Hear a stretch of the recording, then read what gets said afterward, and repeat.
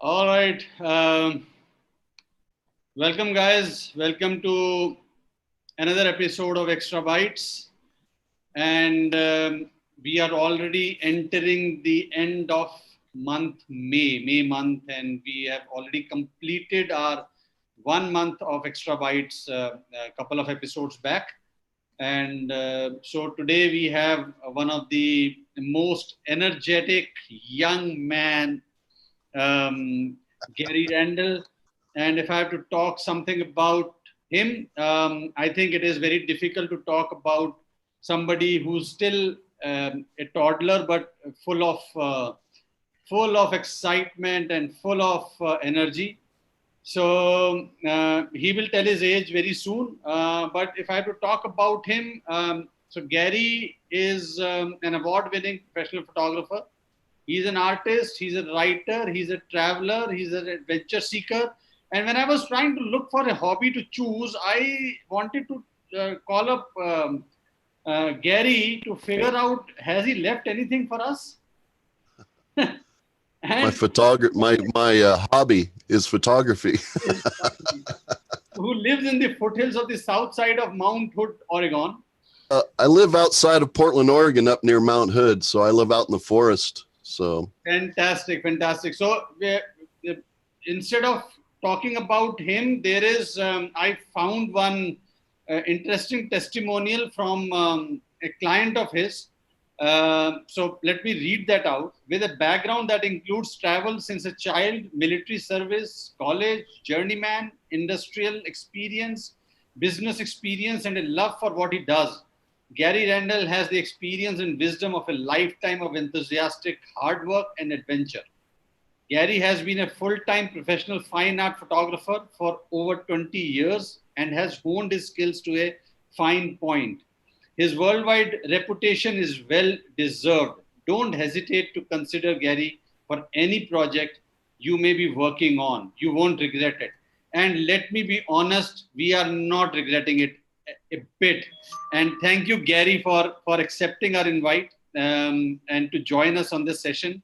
And it's going to be a privilege.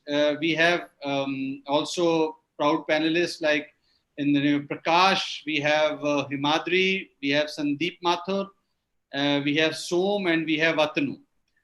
So welcome everybody, and over to you, Gary. Take us through your exciting journey through photography, and how did you bump into photography?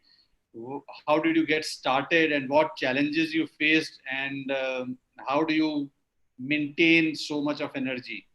That is what we would like to hear. Well, let me think.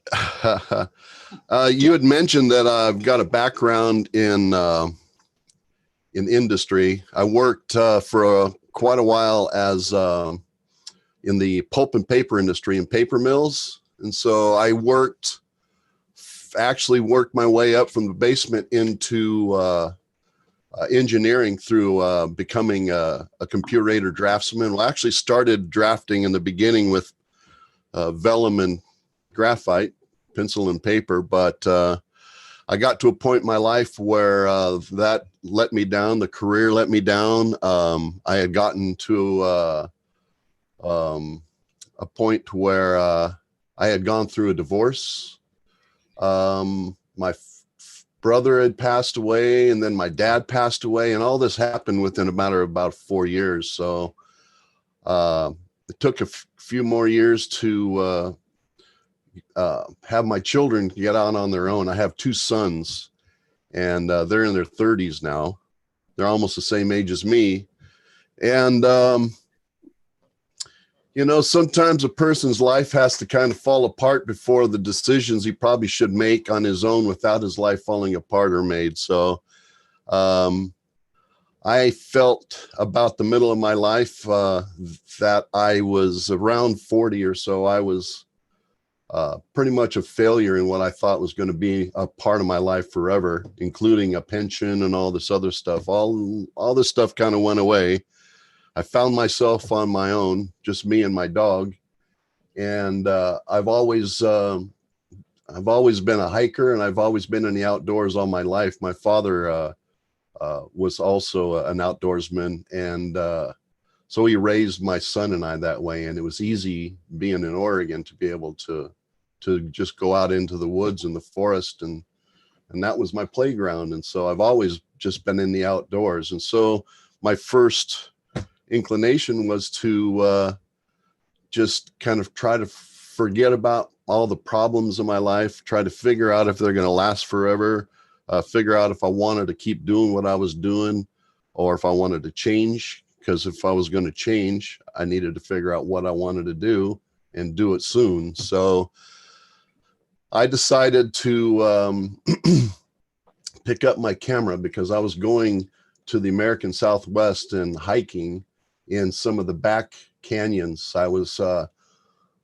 friend of mine and I, for 10 years after this all happened, every spring or every fall, we would go down to the Southwest and we would hike. So we'd live off of our backpacks for between 7 and 9 days in the back country, not in any of the places that are really frequented by a lot of people. These are permitted backcountry canyons that were actually fairly difficult and challenging hikes. And it would put me in a position a lot of times where I was dealing with the root survival of living instead of the superficial problems I was dealing with. And so it allowed me to be able to find myself. Lose yourself to find yourself, same thing.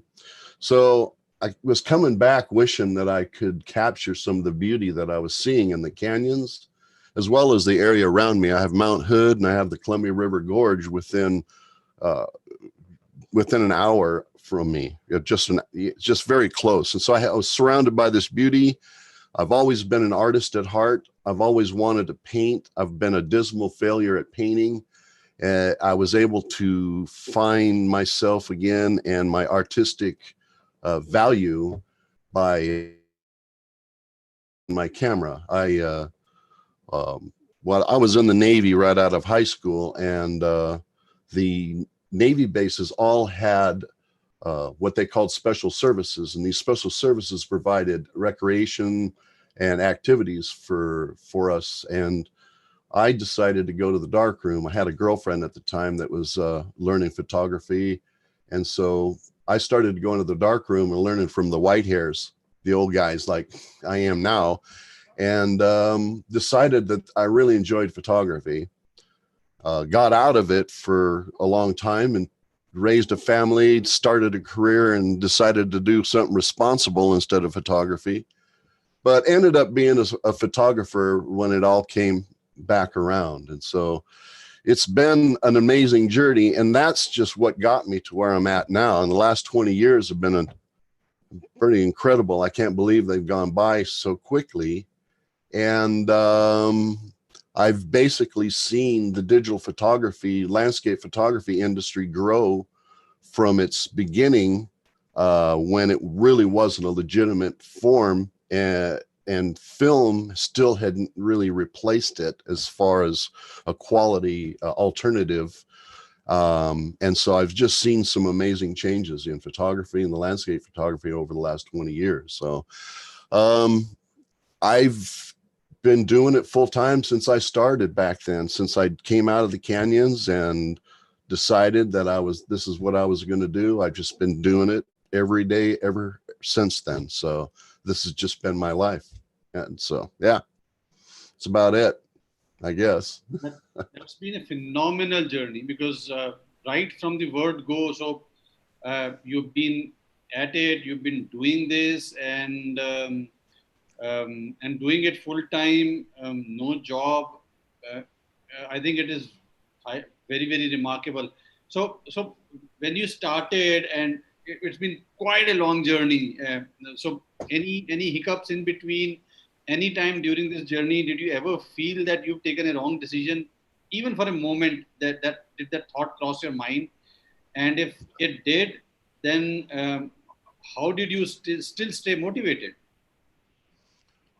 Well, absolutely. There's been many times when people that loved me pull me aside and say, you know, Gary, you really probably should get a job because the money's been inconsistent in the beginning, especially. It was really difficult to figure out how to monetize photography. And everybody would tell me that, well, most of the people that I was taking photos with at the time, they all had full-time jobs.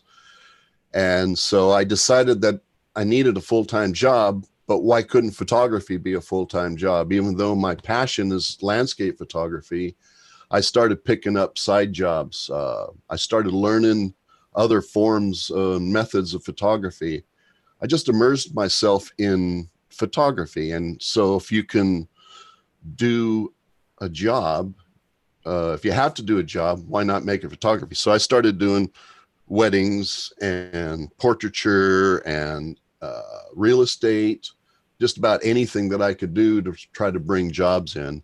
In the very beginning, I learned coding. I was doing websites for people, HTML. I was figuring out HTML in the very beginnings when the internet was pretty limber, and creating websites and then augmenting that with my photography.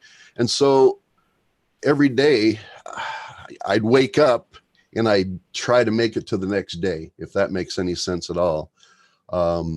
If one day was a failure, I knew the next day didn't necessarily mean that it was going to be a failure too. I just, even though I doubted myself, I had faith that I could somehow get by. Now, the approach that I had wasn't necessarily to make a bunch of money in photography in the very beginning. I just wanted to be able to do what I could do with photography. And so it's never been about money. It's always been about my ability to just keep doing this. And so as long as I had the attitude that it really didn't matter if I had a shiny car, or if I still had a big house on the hill, or if I had the best camera, if I concentrated on that stuff, it frustrated me. But if I concentrated on the fact that I'm no longer doing what I did in the past that I didn't necessarily want to do, every day I was out doing what I wanted to do.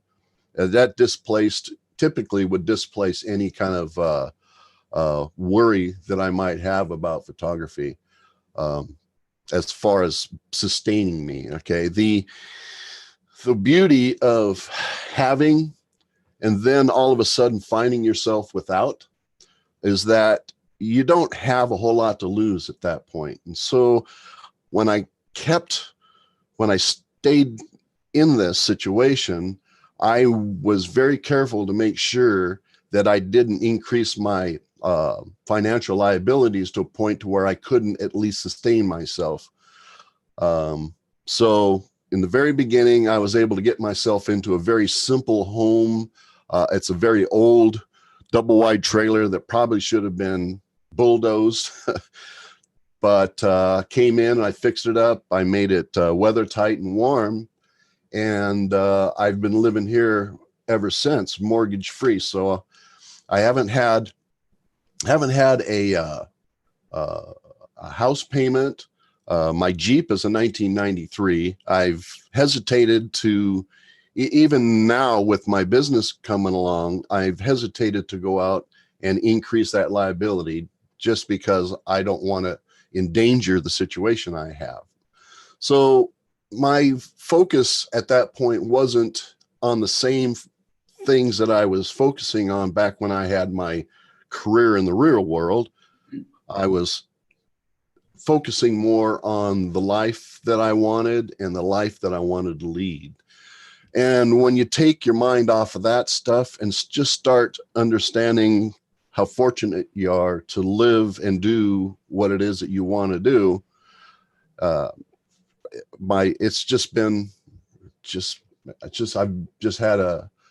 been so fortunate. It's just hard for me to describe how I feel inside about what I do. I mean, I can't, I wish I could show you a slideshow of all of my memories that I've had since the beginning of this to where I'm at now. It would be an incredible story if I could sit and write it down. So I've been fortunate that I started when I did, and I'm at a point now where I've legitimized myself, especially in the eyes of other photographers. And so, yeah, very happy man right now. So I don't know if that covered what your question was, but yeah, that's my life. I think that I have goosebumps on my hands. Like, let me be honest that these words are the golden words for everybody how to really deal with life. And what you just mentioned is that people don't understand the concept of the passion, following your passion, and if you consider that to be your integral part of life that you want to lead throughout the entirety of your life, then there are a lot of sacrifices that you might have to do, and precisely, I think I can relate to many of the things that you're saying. So this session is not about me, but I would really like to say this to everybody who's watching this, that if you are on the verge of if you feel that you are on the verge of collapsing and you don't all you see is darkness, then just think about why you got into it. And I think that is what precisely you said, and that is what precisely you continued doing for so many years, and still continue to do that. And I think that is a life lesson for all of us and for everybody who's watching that. And it's quite an inspiring life story that you have shared with us. But, well, it's priorities, definitely priorities in a person's life, you know. Yeah, and either you can invest in your life, or you can buy something which is going to have a diminishing value over a period of time. Exactly right.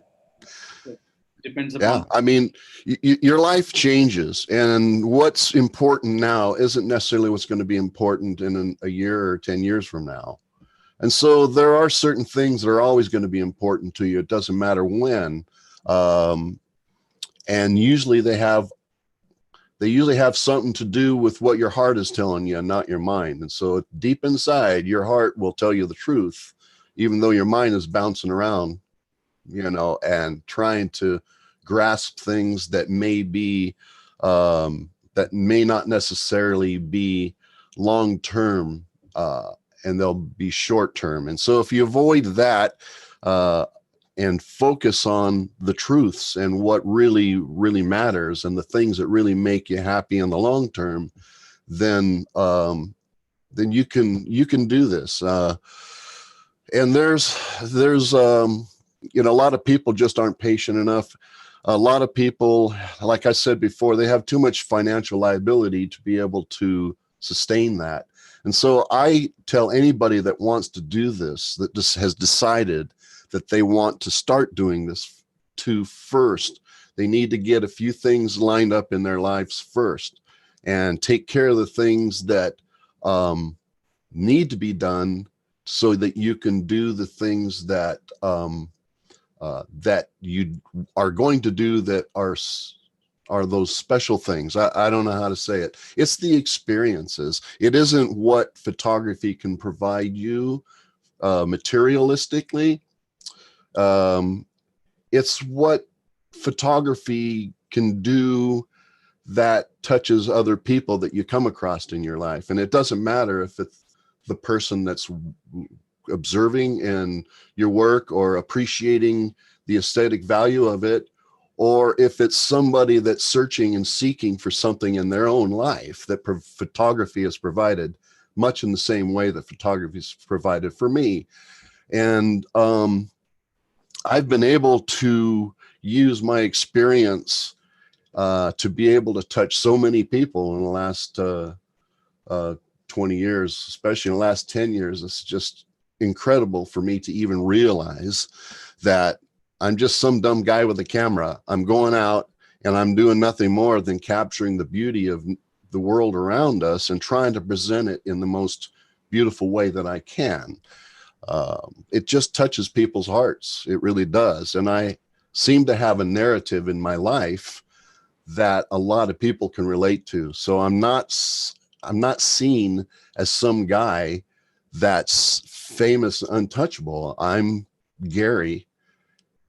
And if I can do it, they can do it. So I've given a lot of people a lot of encouragement and hopefully been able to help a lot of people find, something that'll allow them to find happiness in their life. So, the photographs and the art that we make, it doesn't matter what kind of an artist that you are, you're going to find your audience and you're going to find that person that can receive what it is that your heart put into that. And so that's where that connection is made. It's not on a level of thinking, it's on a level of emotion. And so you start connecting with people in that way, and you can't help but consider your life, changed.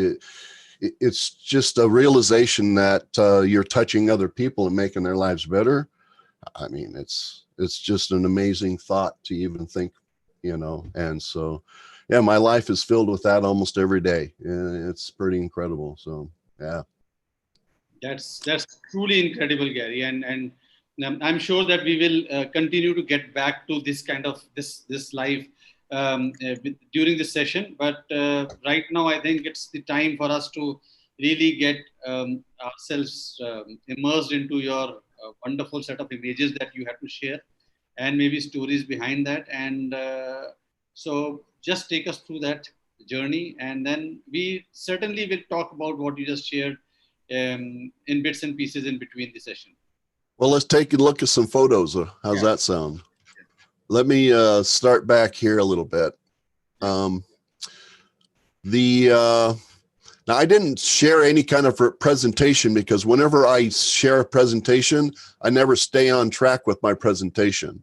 So in certain ways, I kind of like to keep things in a flux, you might say. And so what I'm going to do is kind of work my way backwards. So we'll start here. And like I said, I've got years of photographs that we could go through. But if I start in the most recent photographs, it allows me to be able to have more of a fresh feeling in my mind of what I was thinking and doing when I was making that photograph. And so I'll bring this up. Can you guys see my screen? Not yet. Okay. How's that work? Yeah. Can you guys see my screen now? Yeah. Oh, you can. Cool. Right on. All right. This photograph shows you what I have around me every day. So if for some reason I decided to get up in the morning and go take a photograph, this is about 10 minutes from my home. And so with my the location where I live, I'm so close to places that a lot of people would have to plan and travel to go and photograph. Not only do I have these beautiful mossy forests, but I have some pretty expansive territorial views of the countryside around me. This is my friend Chris Byrne. I'm not sure if you guys have heard of Chris or not, but he's another pretty incredible photographer, and he lives in the area. Him and I are doing workshops together. We had one planned for the gorge this spring, but you guys know how that kind of went with this COVID thing going around. Oh, so, closed, I see. Go ahead. No, it's closed. Yeah, this has been kind of a strange situation for the landscape photography industry, because we've had to stop our workshops and then sit and think about how we're going to approach them if we're going to move forward. And so it's been taking a lot of planning and a lot of faith in my clients, but we've come up with some plans as far as how we're going to move forward with our workshops, and we're pretty encouraged about how it's going to work out. So let's see, did my screen sharing stop, you guys? It says it stopped. Yeah, Stop. you stopped it. Let me see here. Can you see it again? Yeah. I got to get this stuff out of here. All right, let me see here. Now you'll notice that a lot of my style isn't necessarily, it may look like super photoshopped, but I don't use a whole heck of a lot of Photoshop per se, you know, on my photos. I don't do a whole lot of compositing, or I don't do a lot of bracketing. I don't do a lot of focus stacking and stuff like that. Although I'm not averse to it, there are times when I will do it. It isn't necessarily a standard part of my workflow. And so photographs like this, I take pride in them being a single exposure, and learning how to, learning lessons that I learned back when I was shooting film before we even had a concept of doing a lot of the stuff that we're doing now. Although most all of the stuff that I do in Photoshop are methods that I'm trying to emulate film photography, the processing that we used to do in the darkroom.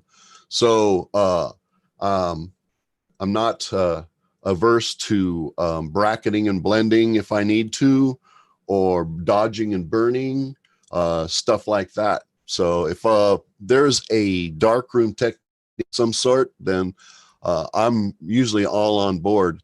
And a part of why I don't necessarily care to do a lot of the more advanced Photoshop techniques is because I don't feel like I'm very good at it. Either that, or I'm more of a perfectionist, and I'm the one that can see what I've done. And I guess I assume that the whole world can see what I've done. If that makes any sense at all to you, I don't necessarily feel that I'm good enough to be able to pull it off, I guess you could say. I don't know. So let me see here. Somebody sent me, was it Atanu, or maybe it was Jassie's. Somebody sent me a list of photos, and I probably feel like I should find those. Yeah, I And sent you it to you. sent those to through an email to me? No, I sent it to Messenger. Messenger. Yeah, yeah. You see, I never said I was very smart. I'm just some dumb guy with a camera, right? You're doing fine, guy. Fine enough to inspire us. I just see there. If I can do it, anybody can do it, right? Yeah, I wish. Really, if a person spends any amount of time with me and takes looks at what I do and how I do it, and I'm able to explain it to them, really it's not difficult what I do. So, all right, these are my Instagrams. So this is that same location. I think you'll I named this place Quarantine Springs. Gary, we don't see your Instagram. I think you need to stop share and then start sharing again. Oh, it's giving me a hard time, huh?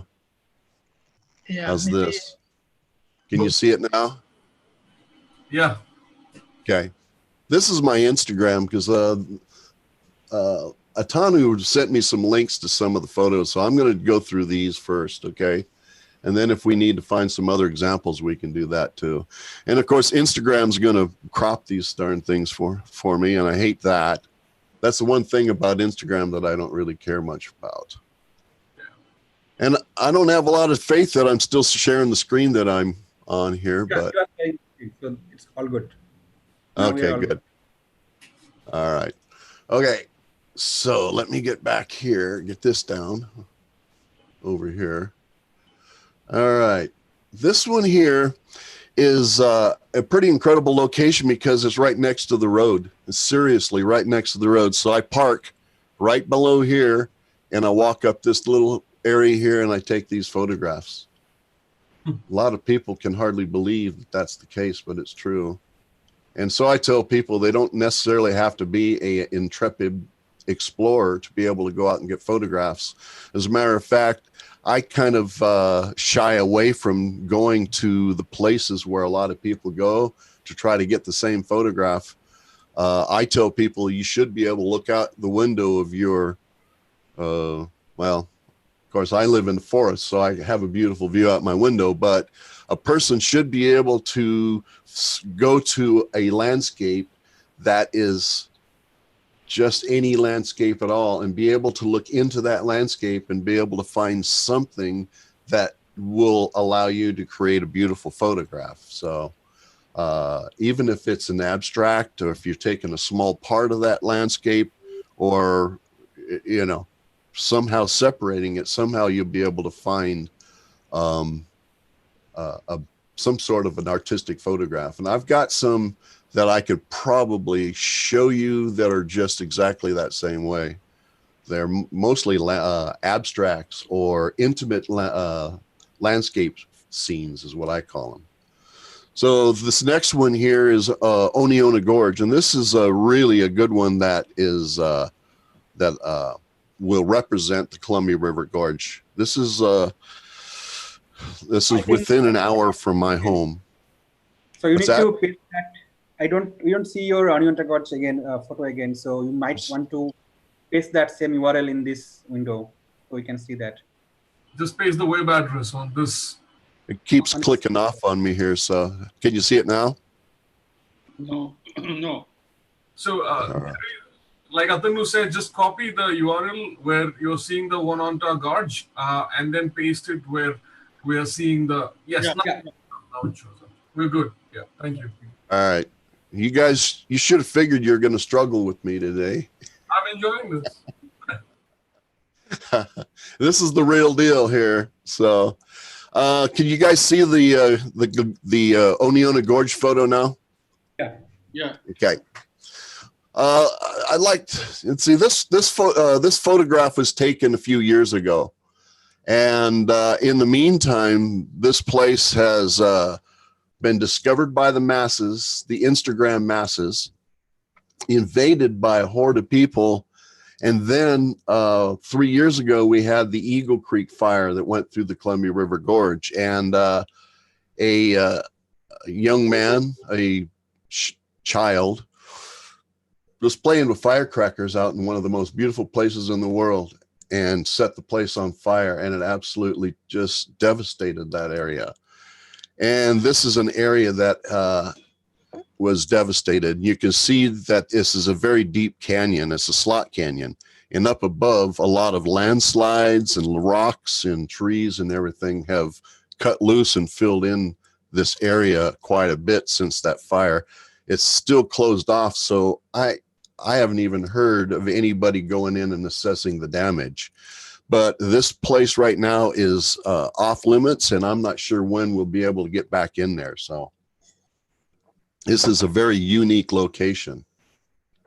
Now I have a feeling these things click off when I click on these links and pull these in here. So I may have to reconnect this again. And I have no idea why it's doing this. You posted a few. I think you posted a few months ago that Eagle Creek might be reopening or taking final steps to reopening, something like that. Is that happening? Yeah, you know, I'm figuring out that it's the monitor. It's not the monitor, but the window that it's opening up here. So let's see, which one is it?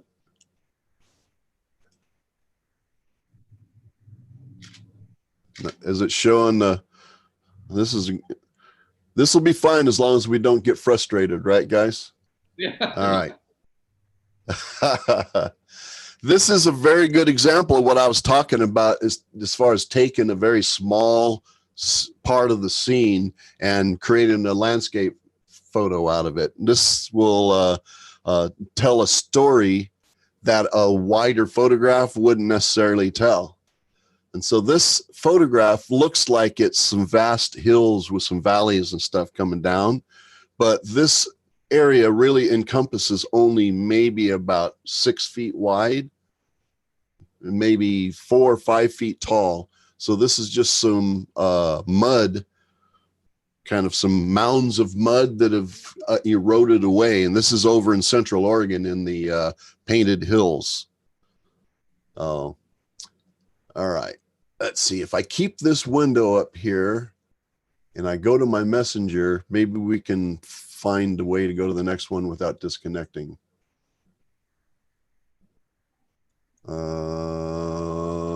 Tanu, let's go back up to these links. All right, this will be the 1, 2, 3rd one.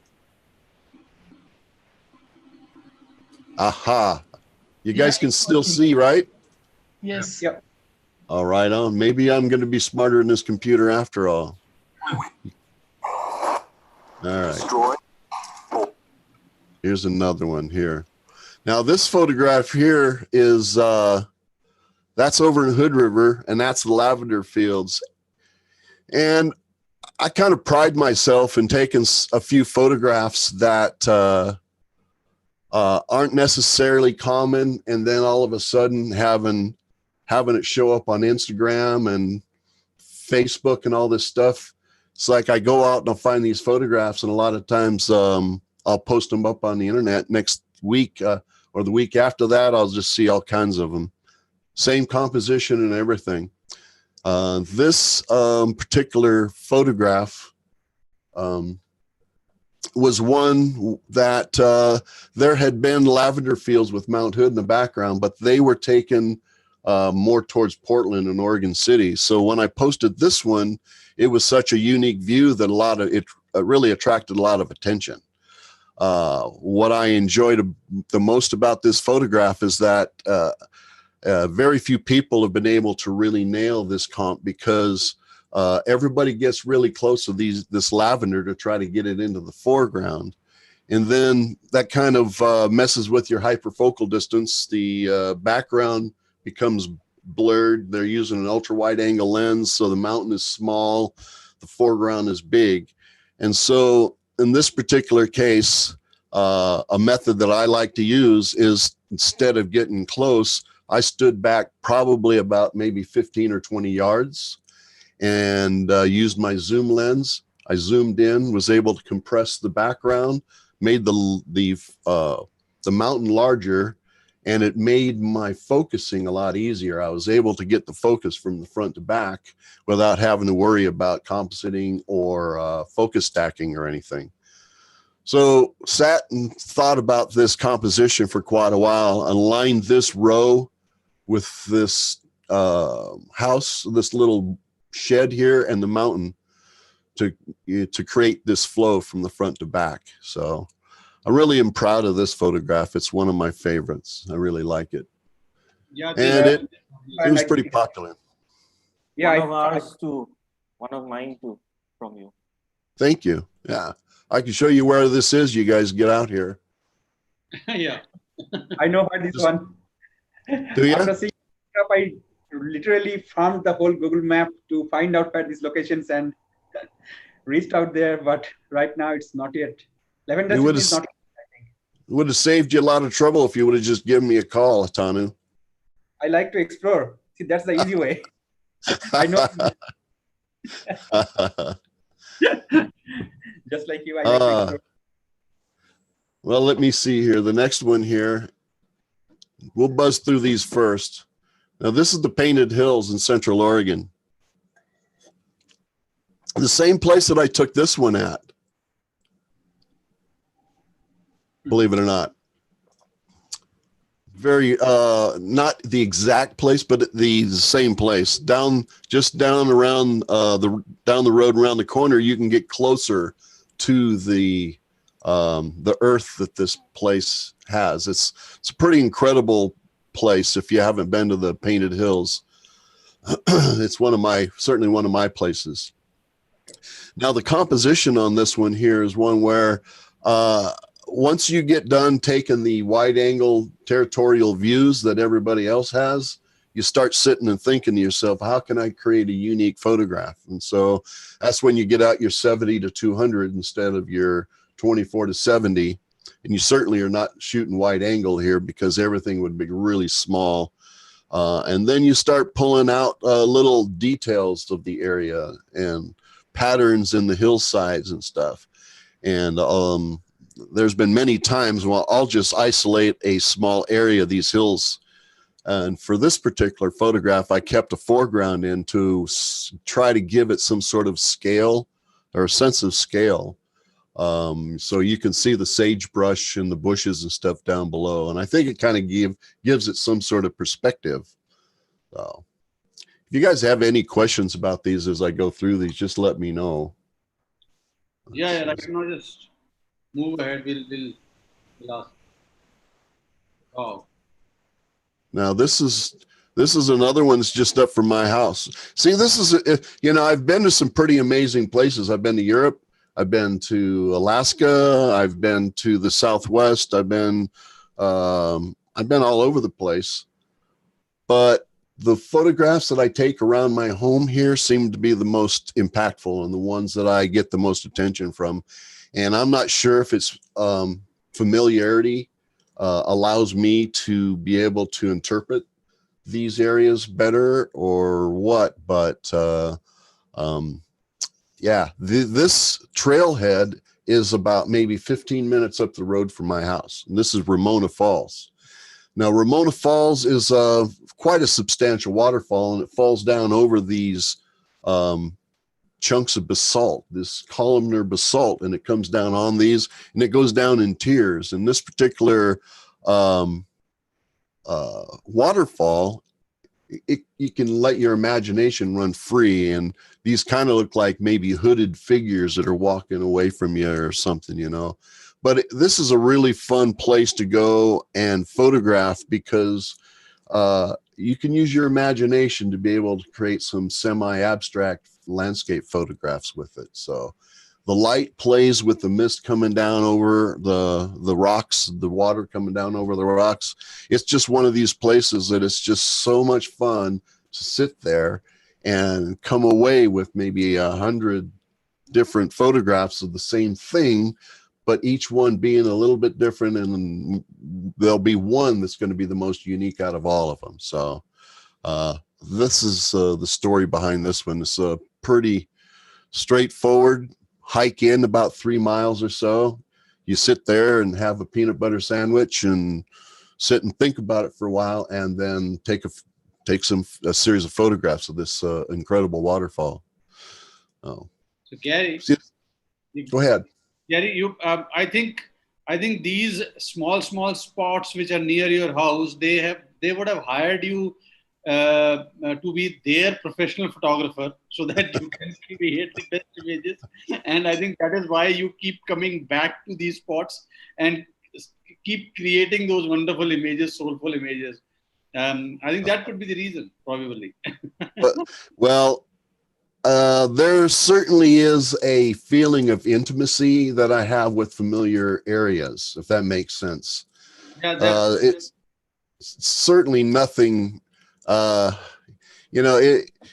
we do requires a certain amount of emotional connection. If the emotional connection isn't to the landscape, then it certainly is to the art that you're using to interpret the landscape, right? And anytime that you involve emotions, then you have this feeling, this physical emotional feeling, right?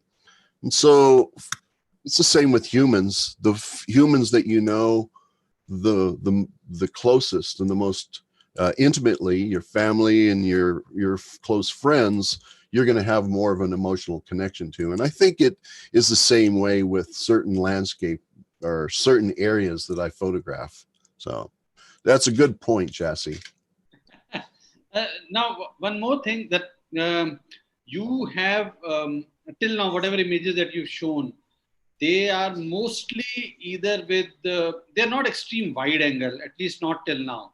But they are gravitating anywhere between 24 mm or 50 mm and going up to maybe even 150 to 200 mm. Am I right? Well, I'm a big 24 millimeter guy for sure.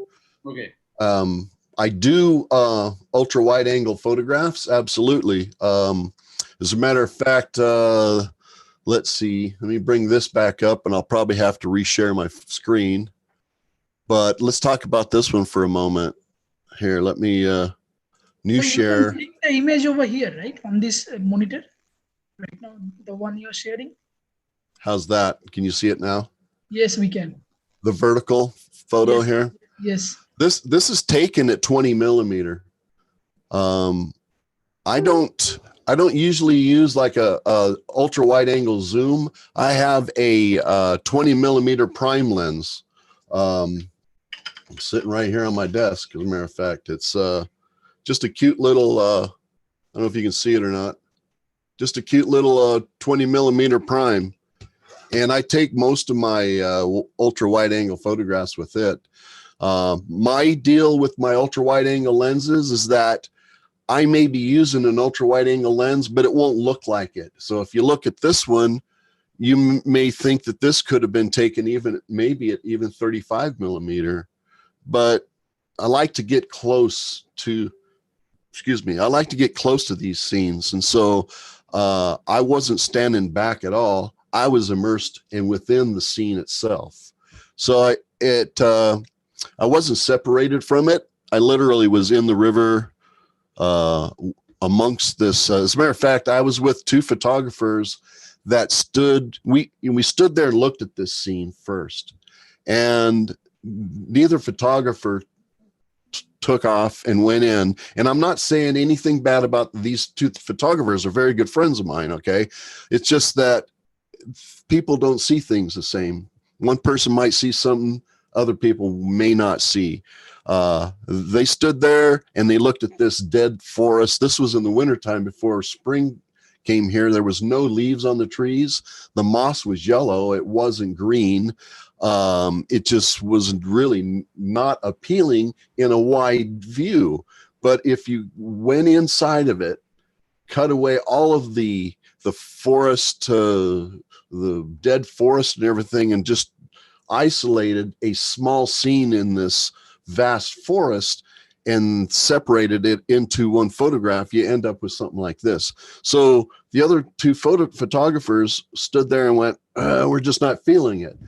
And so I got done. I came back and I showed them what I had on the back of my camera, and both of them went, holy cow, why didn't I see that? So this is a good example of getting in and taking small pieces of a vaster and wider scene and isolating it and making a photograph from it.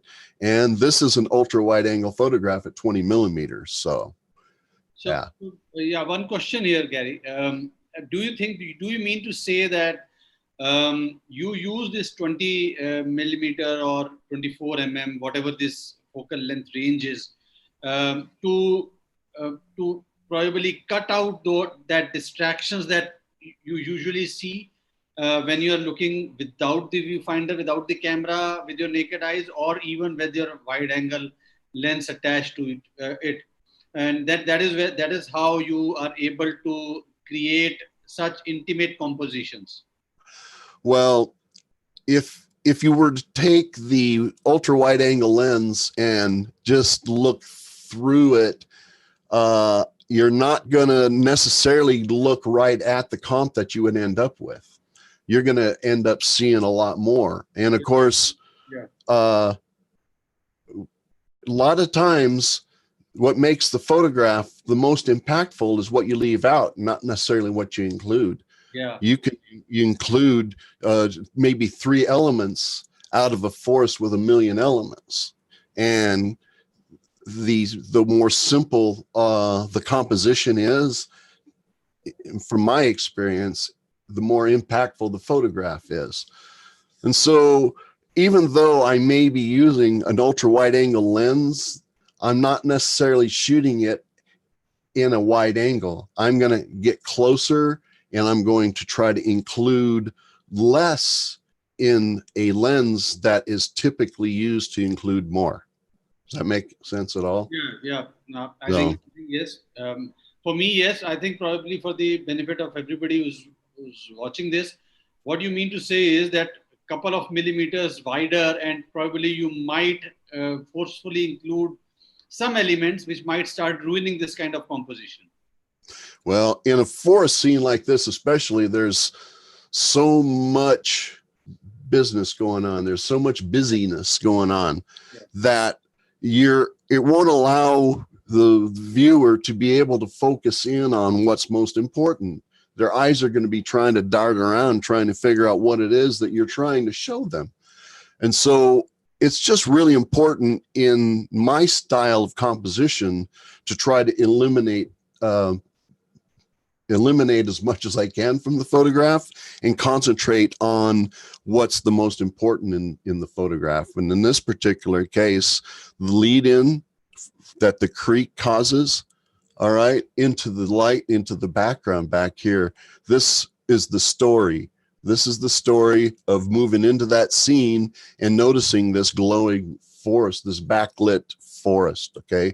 Even though it may not be this epic scene, this big horseshoe bend or whatever it might happen to be, this is still a scene that can be viewed in and appreciated in the same way. So you don't necessarily have to don't necessarily have to use your wide angle lens as a wide angle lens. You can use your wide angle lens to get more intimate with the forest or with the scene that you're photographing, if that makes any sense at all. Yeah, yeah, so, certainly. Yeah. So yeah, I got. Sorry. Yeah, go ahead. I wanted to know. So this has nice light from the top. How much area went into this picture? Is this a single image or? Yeah, this is a single image, and it's focused front to back. Let me see if I can move in on it and show you. Of course, this is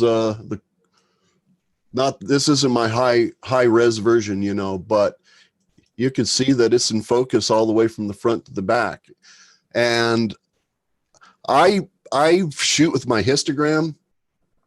And so if I'm able to nail these scenes, the exposure on these scenes, then I see no reason to blend. You'll also notice that I'm going from dark or almost completely black in these shadows off into the light up here. So it covers a broad dynamic range. Some of my earlier photographs, I didn't like the broad, I didn't know how to interpret the broad dynamic range of light in a lot of these photographs. And so I didn't really care to interpret the darks in the photographs the same way that I do now. I realize how much the disparity of dark and light can actually add depth to the photograph, especially. And so I'll roll with a scene where I have super darks, whereas in the past I may have brought the shadows up. I may have introduced maybe some inaccuracies in focus, or I may introduce some noise in the shadows, stuff like that. So you learn how to fight your battles, you know, which battles to choose, you know, choose your battles, fight well. So that's, you know, that's my approach. The only time that I may consider bracketing and blending is if I'm, you notice here, I don't have any of the sky. The sky isn't in this.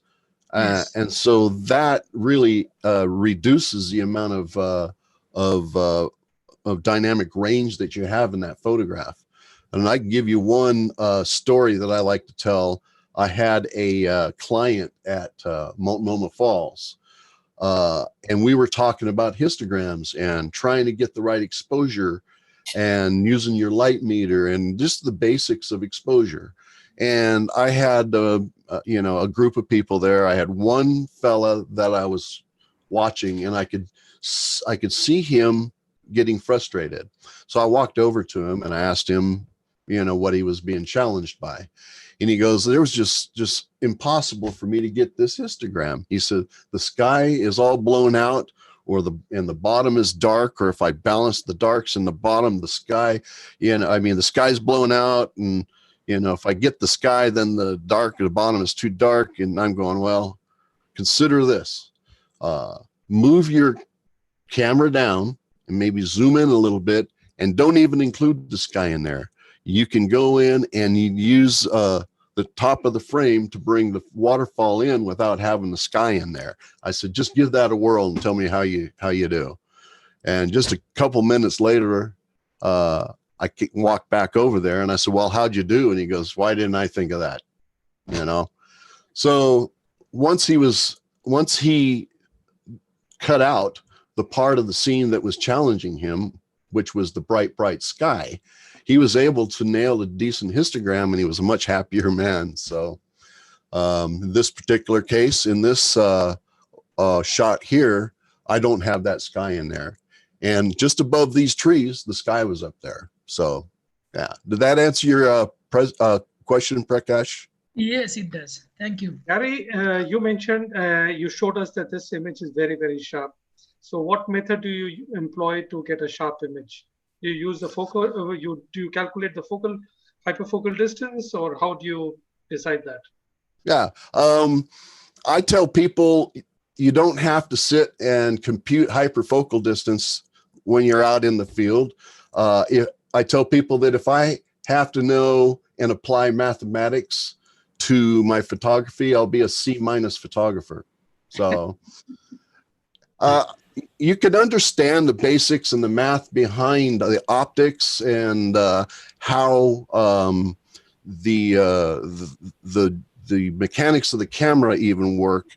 But once you're out in the field, that stuff could be thrown away if you create methods that allow you to be able to overcome these challenges. Okay.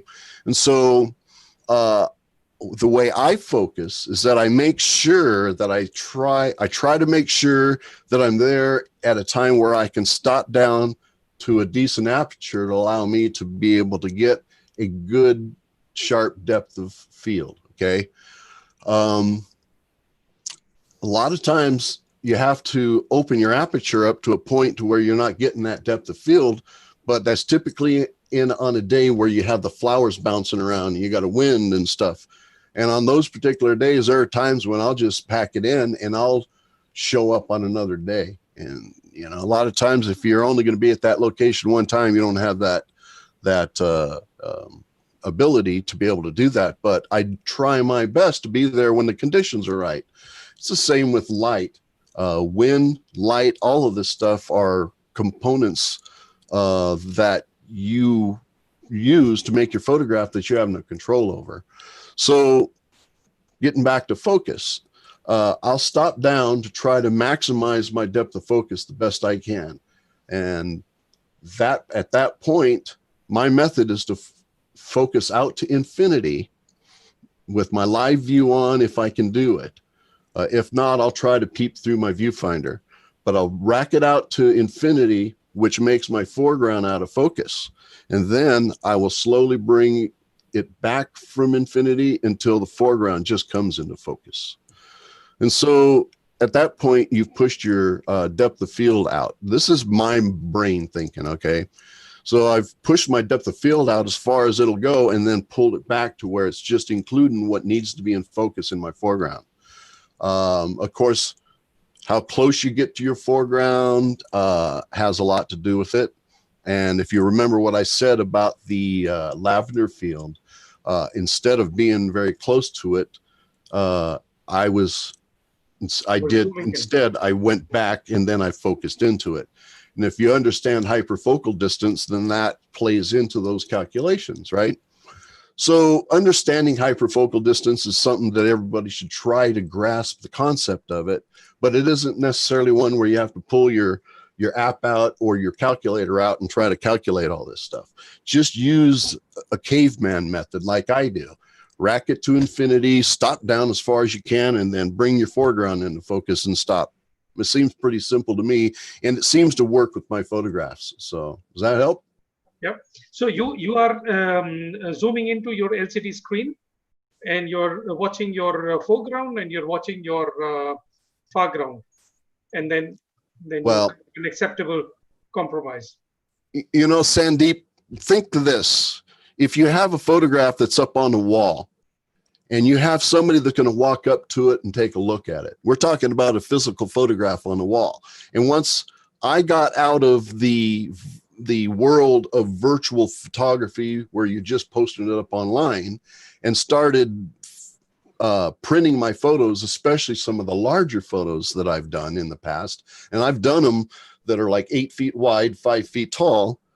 All of these inaccuracies and all of these flaws and everything start really showing up. And if a person walks up to a photograph, typically their eye is going to go to the foreground. If you have a foreground there, naturally, unless you have some other interest that's pulling them away from that area, they're going to walk up and they're going to see the foreground.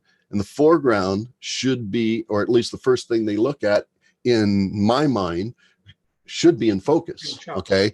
So unless you're trying to create some sort of an effect by leaving the foreground blurred, you will want your foreground in focus. Okay.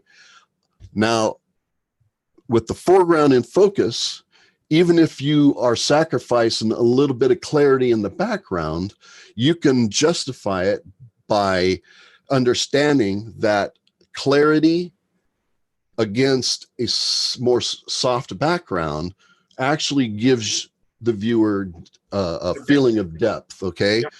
And a separation from the foreground to the background. Now, I'm not talking about a background that's completely out of focus.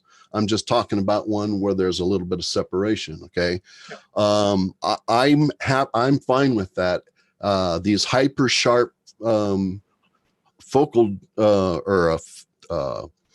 focus stacked images, unless you're like right on the flowers with your super wide angle lens, all right, and you're pushing your minimum focus distance and making everything completely blurred in the background, which I've done in the past. It's not like I don't focus stack. It's just that if I can get away with not, then I will try not to, if that makes any sense. And so focus for me is one where I interpret it with the scene. And there certainly will be times when you're going to want to focus stack. So these particular photos that I'm showing you here, there's really no reason to. Some of the photos that I've taken in the past of the wildflowers in the Columbia River Gorge, certainly you want those to dominate the foreground. And then Mount Hood in the background is going to be small because you're using your ultra wide angle lens, and it's going to be out of focus. So if Mount Hood is small and out of focus, then you can certainly consider focus stacking, or even perspective blending is what they're calling it. Taking a photograph of the mountain at maybe 35 millimeter, and you're taking the foreground at maybe 16, 20 millimeter, and then blending that. Okay.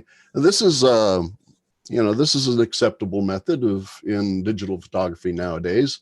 But you got to understand, I'm old school too. And so I learned a lot of the things that I do in digital photography back when we were shooting film. And we didn't really have the immediate feedback or necessarily the ways of being able to focus stack and stuff like that. So my first inclination is to try to approach the scene by taking a pure single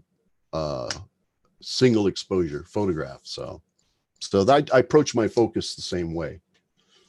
Great answer, Gary. That's a great learning. So, I don't delegitimize other people's methods and stuff. This is just what I do. So, okay. It's a refreshing change.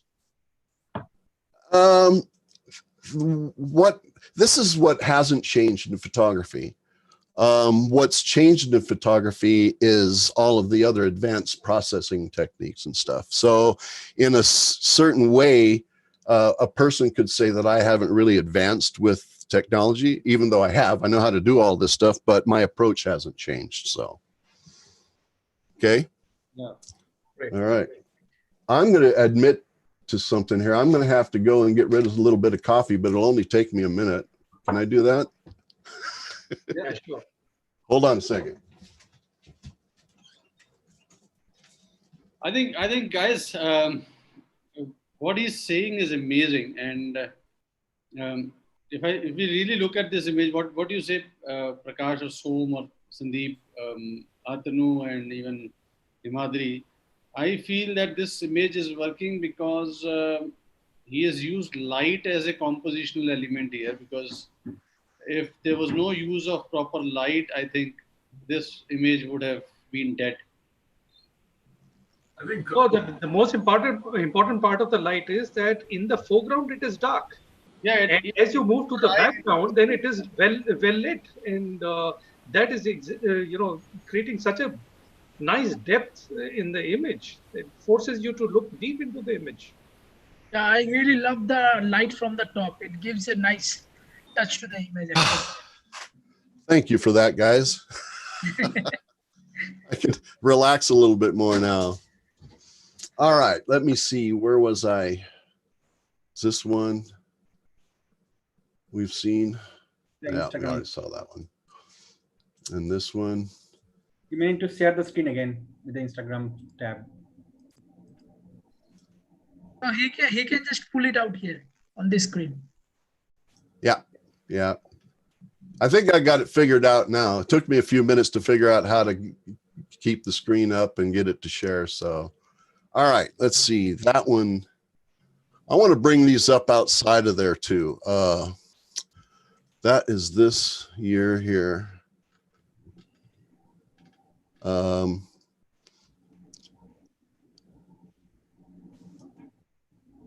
Now, do I have to reshare this screen?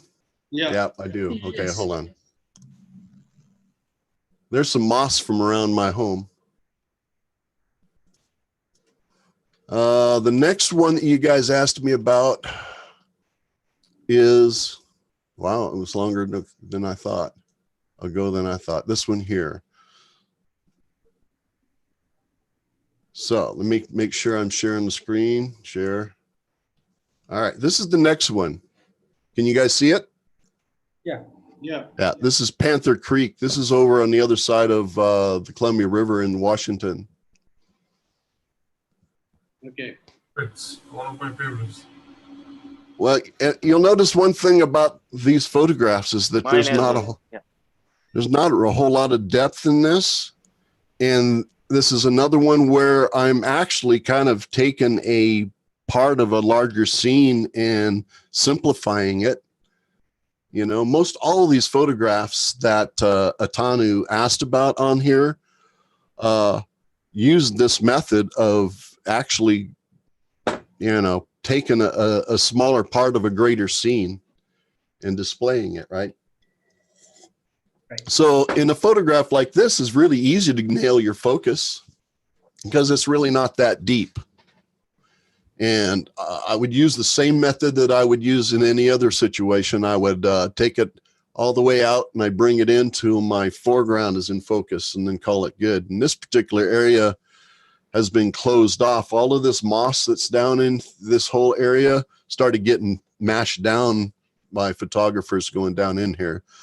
So this area has, they've built a viewing platform here. You can't necessarily get this shot anymore, but you can come close.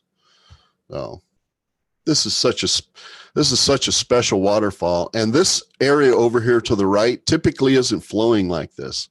So I was there at a high water day. All right. I was past that, like it is not very superfluous usually. So I went there probably around February and it was pretty small. It was just a few drops of water was coming from that right hand side. In February. Spring, it would be much higher volume of water, if I'm not wrong.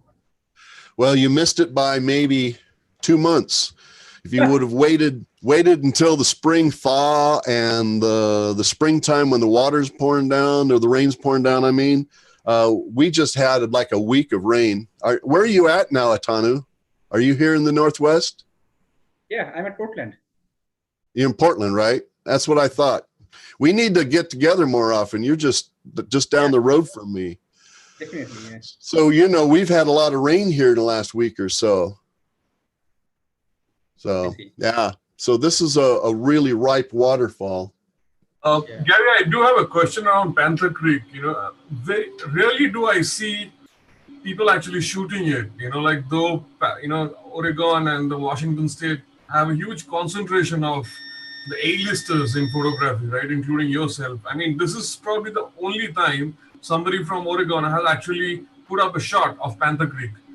in the last 5 weeks that I've been talking to people. And to me, this is probably one of the most profound waterfalls I have seen and been part of. Why is that? Like, because it's a too complex a scene, you think? Well, not necessarily. I don't think people are necessarily making the choice not to go there. It's just that to understand the Columbia River Gorge, you have to understand what side of the river gets the most press. You know, the Oregon side is the side with the historic Columbia River Highway. It's the side that has the most concentration of waterfalls. Most of the waterfalls are on the Washington side of the river, at least the more beautiful waterfalls. You have to make more of an effort to go there. So you'll see a lot more images of the waterfalls that are on the Oregon side than you will over on the Washington side. The Washington waterfalls have gotten more photographers, the attention of more photographers since the fire on the Oregon side. A lot of these waterfalls that are iconic to the Oregon side of the Columbia River Gorge have been closed. And so that's necessitated other exploration of other waterfalls in the area. It's just so easy to be able to, I've taken clients literally to 7 waterfalls in one day before. So it's that easy to be able to go and get these other waterfall photographs. And so I think just the ease of being able to do the Oregon side, as opposed to the Washington side, it takes a little bit more work to get over there. And then couple that with the less people photographing it, and it's just not being shown on social media quite as much. And yeah, I think that you're seeing a lot more of these waterfalls over in the Gifford Pinchot National Forest and stuff being photographed now than you would have 4 years ago. Gary, there is a question on YouTube by Subhadeep Bose. So he's asking about this image, that there's an overall soft glow in the moss and the waterfall. It will be nice to know if you use any special technique like autumn effect or maybe something other workflow that you use to enhance the soft glow that you are getting. The one thing that I do tell people about the look of these photographs is you have to start when you're out there. You have to show up on a day where it's going to be more apt to have those conditions anyway. And so in this particular case, the moss is wet or the foliage is wet. So I will use my circular polarizer to be able to take all the shine off of all of the moss and everything. And that shine is nothing more than the reflection of the sky on a wet surface of the leaves or the leaves or the moss, right? And so it starts out in the field. It's the same with the mist up here in the sky. There was a mist coming up from the waterfall. And I polarized the moss and allowed the color to come through. But with that being said, once I get it back, then I could certainly emphasize that and add to it with an Orton effect. If I do an Orton effect, typically it's like a vignette. I'll put the vignette in, I'll walk away, and I'll come back and go, oh, it's too much vignette, and I'll back off on it. It's the same with Orton too. I try to apply just enough to be able to give it a sharp, soft feel, but I don't like to have it just saturated with this heavy feel of, an Orton effect can either give it this thick feel, or it can create this light and airy glow. All right. And so I try my best to be able to take these mossy forest scenes like this and maybe add a little bit of an Orton effect to it. But I don't really rely on it a whole heck of a lot, if that makes sense. I shouldn't say that. I'll do it a lot in my photographs, but I don't apply it real heavily. I try to make sure I get out there in the morning when the light is right. It's going to be more apt to have maybe some steam coming up out of the forest, or try to get out there when the conditions look like that, if that makes sense. So I don't know if that answers your question or not, but I use a pretty simple method of creating this glow. I will go in and I'll do an apply image. I'll change the blend mode to soft light.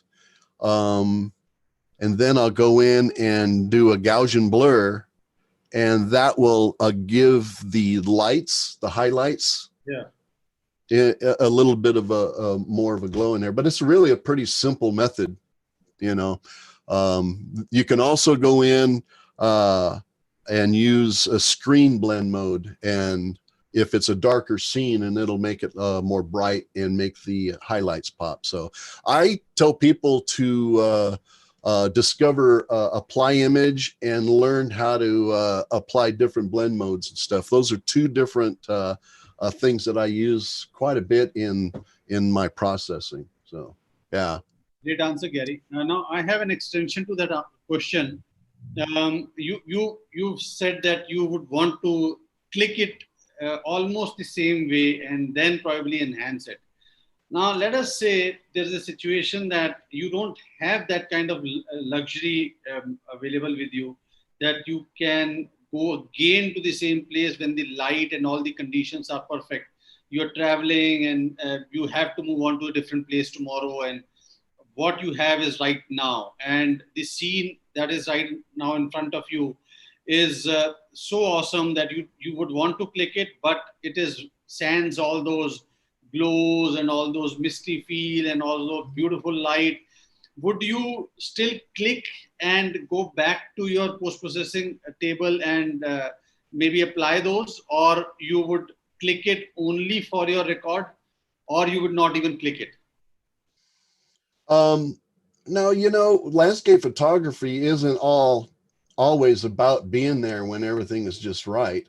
Yeah. As a matter of fact, a lot of the photographs that I've sold commercially, especially to the tourism industry, where they're trying to present these areas in a way that people will want to go and see them.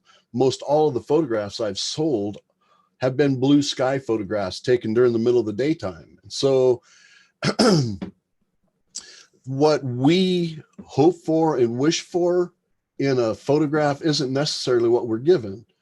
And as a photographer, you should be able to maintain a skill level that will allow you to be able to take a photograph even in the most challenging situations, or in maybe not the most necessarily the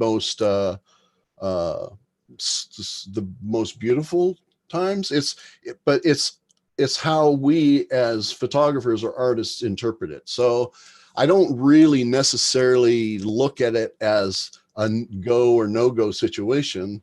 I'll usually try to interpret those conditions in the best way that I can. Does that make sense? Yeah, it does. And I think that's a very, very wonderful answer. I asked this particular question because people usually crib about the conditions that they get. And I think what you just mentioned is amazing, because you should be skilled enough to be able to click it, still the best possible version of it. And yeah, that is important. Yeah. And it's true. You know, we, as photographers and as artists, we're given material to be able to build something, right? Yeah. And what we build has to be, it doesn't, you don't have to. You can always go in and take the components from a situation like that and then alter them, maybe composite a different sky in and stuff like that. And that's a good artistic method. I don't necessarily, if I ever do anything like that, typically I'm honest about it and I'll go, well, you know, I showed up, the conditions were crappy, I decided to put a sky in or something. I don't know.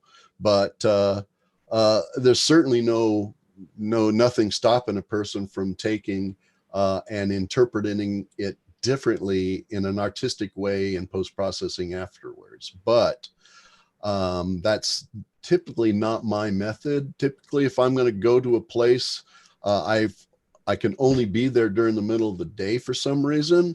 I'm going to do my best to try to present it in the way that it was presented to me, if that makes sense. So, yeah. Absolutely. That's a great answer. Yeah. All right. Let's see. What's our next one here? I think one more here. Keep clicking on the same link here. Okay. This one here. Oh, we'll have to bring this one in because I don't have this one separated. This one is, all right. This one here is one where I have actually done perspective blending. That image is not showing. Oh, hold on. Thanks for letting me know because, oh, it's so complicated. Yeah. Yeah. It's not really. It's just that it's complicated for me. No. All right. This photograph is the story behind this is I showed up to photograph the wildflowers out in the Columbia River Gorge, and it was one of those kind of a crummy mornings. There was a wind before it got light, and then the wind went away, and then the fog came and it covered up Mount Hood. You can barely see Mount Hood up here in the sky.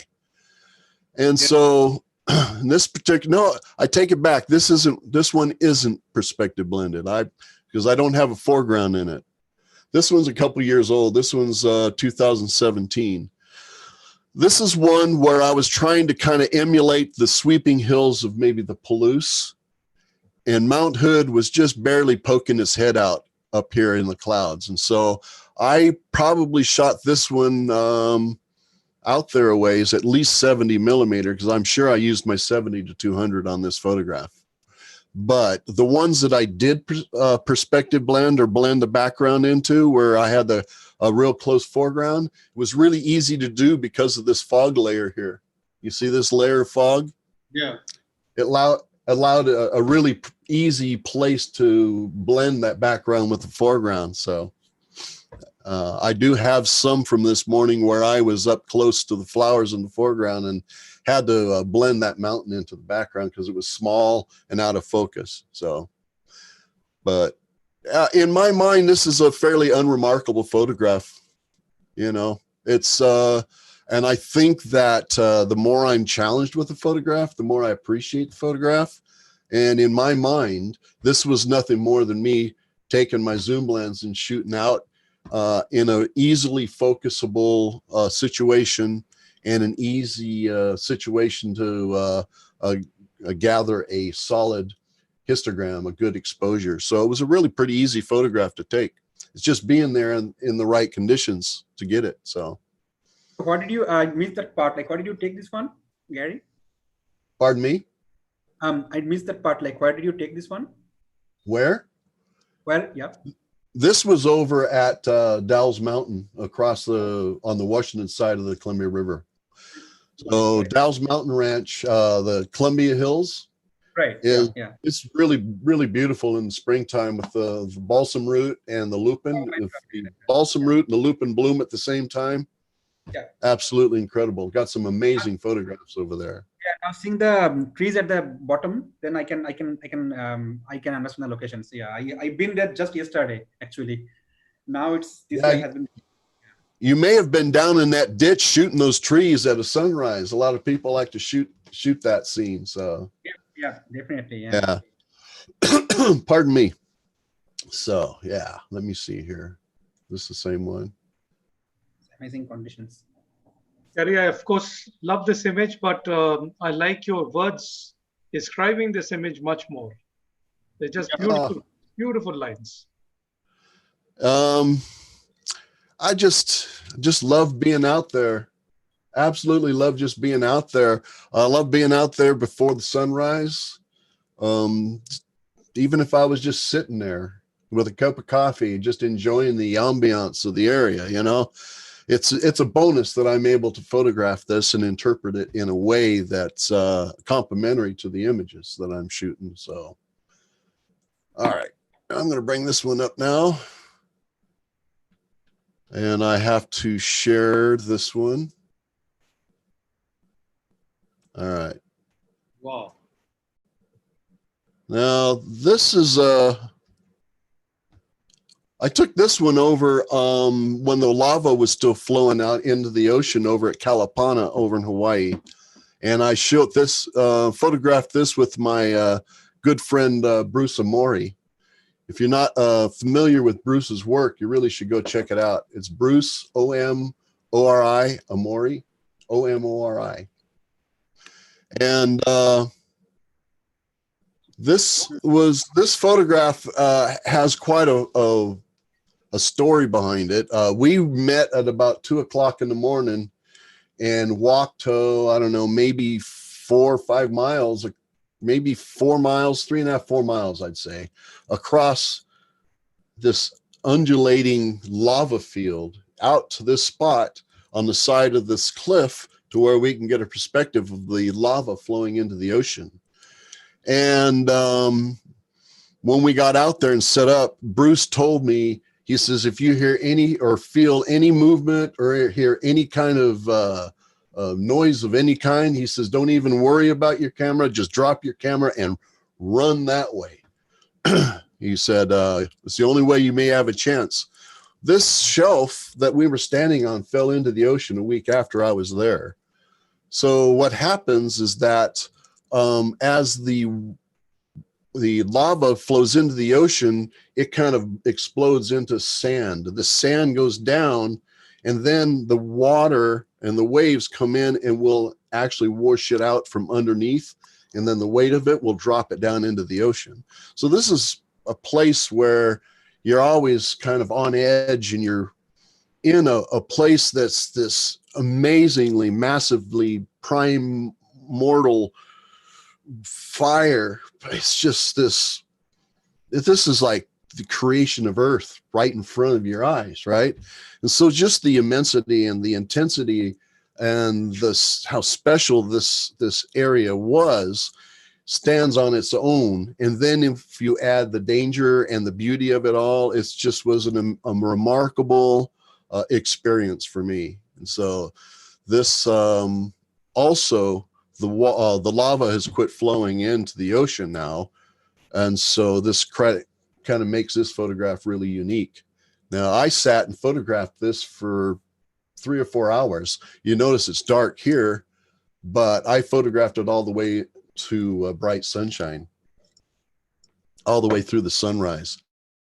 On the way out, we went up to the area where there were surface breaks, where there was lava coming out over the top of the surface, and took photographs of that for a while. And a kind of a funny little story was that I met him out there at Kalapana.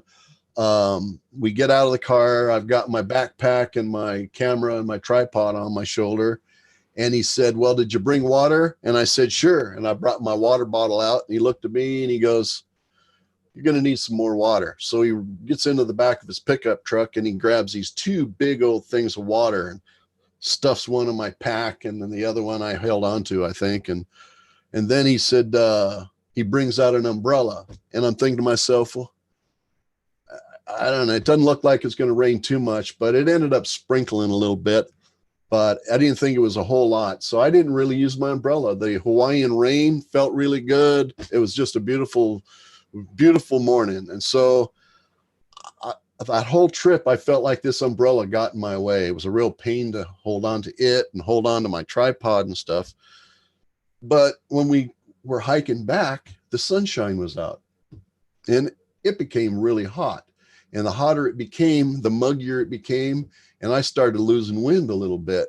And I thought to myself, you know what?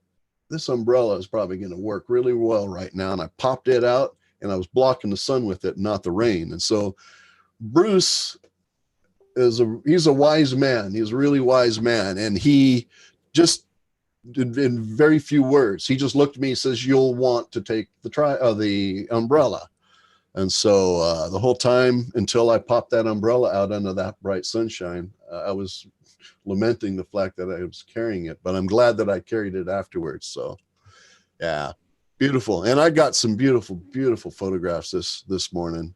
I really did. So if you ever get over to the Big Island, look my friend Bruce up. He's a guide. He's a full-time photographer, and he just does some amazing work. I just checked, and here's some amazing lava shots that we could come. I've ever seen. Yeah.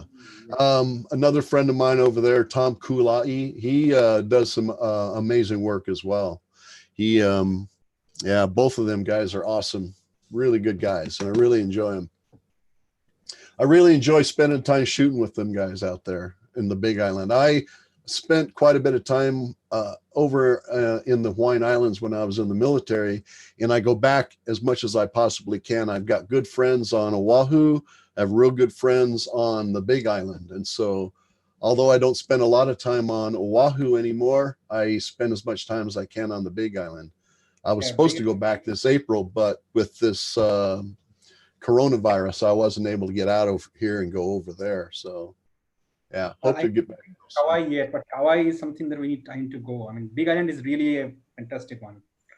But Hawaii is like a second home of mine. It's the same with Alaska. Alaska and Hawaii both are almost like second homes to me. I enjoy them both a lot. So yeah, I think that I could live with a little grass shack in Hawaii and a remote cabin in Alaska, and then rotate back and forth between the two. Maybe spend a little time in Oregon every now and then. So yeah. All right. Question about this image, Gary. What is the focal length that you used here? This is going to be a more of a longer focal length. Let me bring it up and see if I can tell you exactly what it was. It might take me about a minute or two here, but I should be able to find this. The years are all starting to blend in together in this journey of mine here. Sometimes it takes me a little bit to remember what year I was doing these, but let's see. All right, this is the year. What's kind of neat is I was in Hawaii photographing the lava 1 month, and then a month or two afterwards, I was up in Alaska walking on a glacier. Let me see. The EXIF data on this is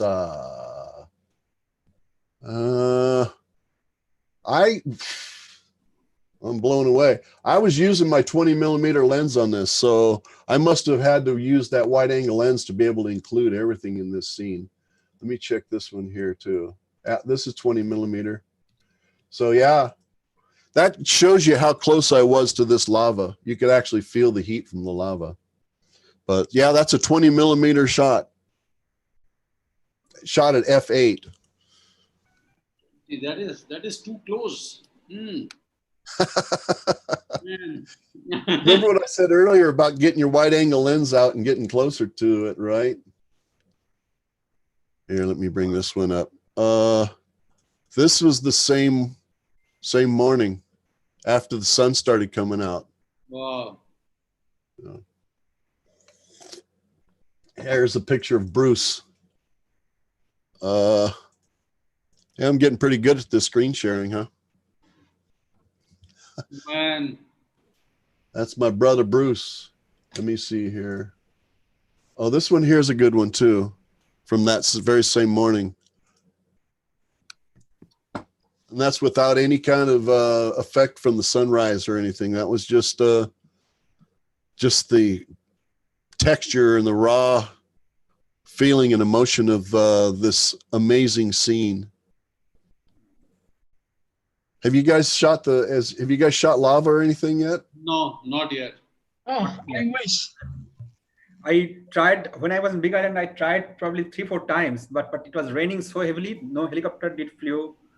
The boats could not take us because there was a storm, and I could not walk in because the guide refused to take me, and it went on for 7 days. So I just said, okay, I need to try next time. Not my time anyway. I tell you what, rain doesn't usually stop me, but there's times when the Hawaiian rain sure can. You know, there's Oregon rain's kind of the same way. It's just colder. Oh, it's not as bad as people say it. I mean, I haven't.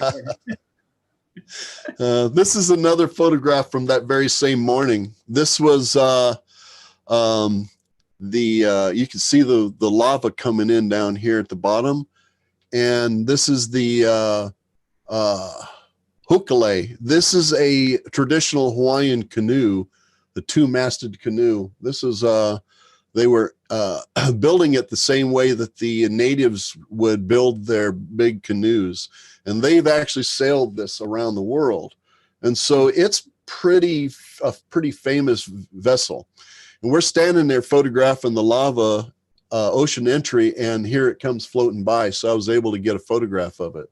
So that's kind of, for me, it's kind of a special photograph. And this kind of looks like some sort of a monster circling around, getting ready to eat it or something. I don't know. Right, right. Yeah. You know, there are a lot of times when you can take a photograph that won't mean quite so much to other people, but there's a reason that that photograph means something to you. It won't necessarily mean something to somebody else. So let me show you. This is from the same trip. This was, of course, before the last eruption, where this whole crater has completely been practically obliterated. But I went out this night hiking in the dark around this area. I mean, I was not in a closed area at all, but it was dark, and I'm walking back after taking these photographs, and there's a place where the trail kind of gets a little vague, and I'm walking along, and then all of a sudden the ground goes out from underneath of me, and my left leg fell down into like a lava tube, and I hit the ground really hard that night. It wasn't fun at all. So skinned my leg all up and everything, but yeah, I lived to tell the tale. So I'm really glad. yeah, I am too, because I would have laid out there for a long time and there's nobody around. It was dark and I was sitting there going, oh man, what did I do this for? You know, so these were taken in 2013. So it's been a while since I was out there taking these lava photos. So well, I went to this Kailua crater, but I just took a shot from the museum and I just came back from it. That's pretty much it. Yeah. The place is really good. Well, that's in the past, that's been a good place to get your photos from, standing there. Right. But yeah, okay, let me see. Let me close these out and get back to where we were up here. And let me get back here and open up some of these. Now, let me show you. Let me see. Here's a photo that's focus stacked. Let me bring it up. Hold on a second if I can find you. Click share. Perfect example of a focus stacked photograph right here. Yeah. Because these rhododendrons were right in my face. And so the mountain itself was blurry. There was just no way to be able to use the method I explained earlier to be able to get this focus in. But you can see even with this photograph, there are just very few elements in that photo. It's, let's see here. All right, let me share this one with you. All right, now this one is not focus stacked, and the mountain is in acceptable focus for me. It could be sharper, but then again, it's separating the sharp foreground from the background. Not only that, but that moon was actually up above and out of the frame, so I coaxed that moon into the frame. Okay. Okay, so when I was talking earlier about these methods and not necessarily using them, I do have those tools in my toolkit in case I need to. I think that is very important message that you are giving here, because um, don't pull out a knife when you only needed a matchstick or something like that. So Well, you're right, exactly right. You know, that the way I look at it is that when I get back with my photographs, I don't want to have to repair my photographs. I want to process my photographs and make them look the best that I can. yeah, But I don't want to be able to have to come back and try to somehow salvage a photograph or take components and build something that wasn't necessarily there. That makes sense. I try my best to try to get the best photograph I can in the field and then come back and interpret the photograph the best way that it can be interpreted. perfect. Does that make sense? Yeah, it Yeah. does. Okay, let me bring this one down, and I want to bring my viewer up here, and let's take a look at some of these. I do so darn many photographs that all right. Here's another rhododendron photograph. Where are you at? Balancing too many screens here. Rhododendron. This is another one that's not focus stacked, where I was able to get a good focus in the foreground, and I pushed my focus out as far as I possibly could, but there's still a little softness in the mountain back there. You see it? Yeah. So, all right. Let me see here.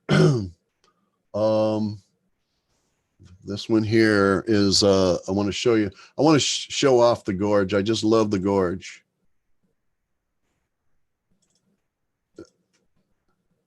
Now this is Metlaco Falls, and this is an area that was also affected by the Eagle Creek fire in the Columbia River Gorge. This is actually on Eagle Creek. This is Eagle Creek itself. And the ledge that we would have to stand on for this photograph has fallen down into the canyon. So not only has this area burned, but this area has had landslides and stuff in there. So we're actually documentarians. We're actually documenting places that wouldn't necessarily be there in the future.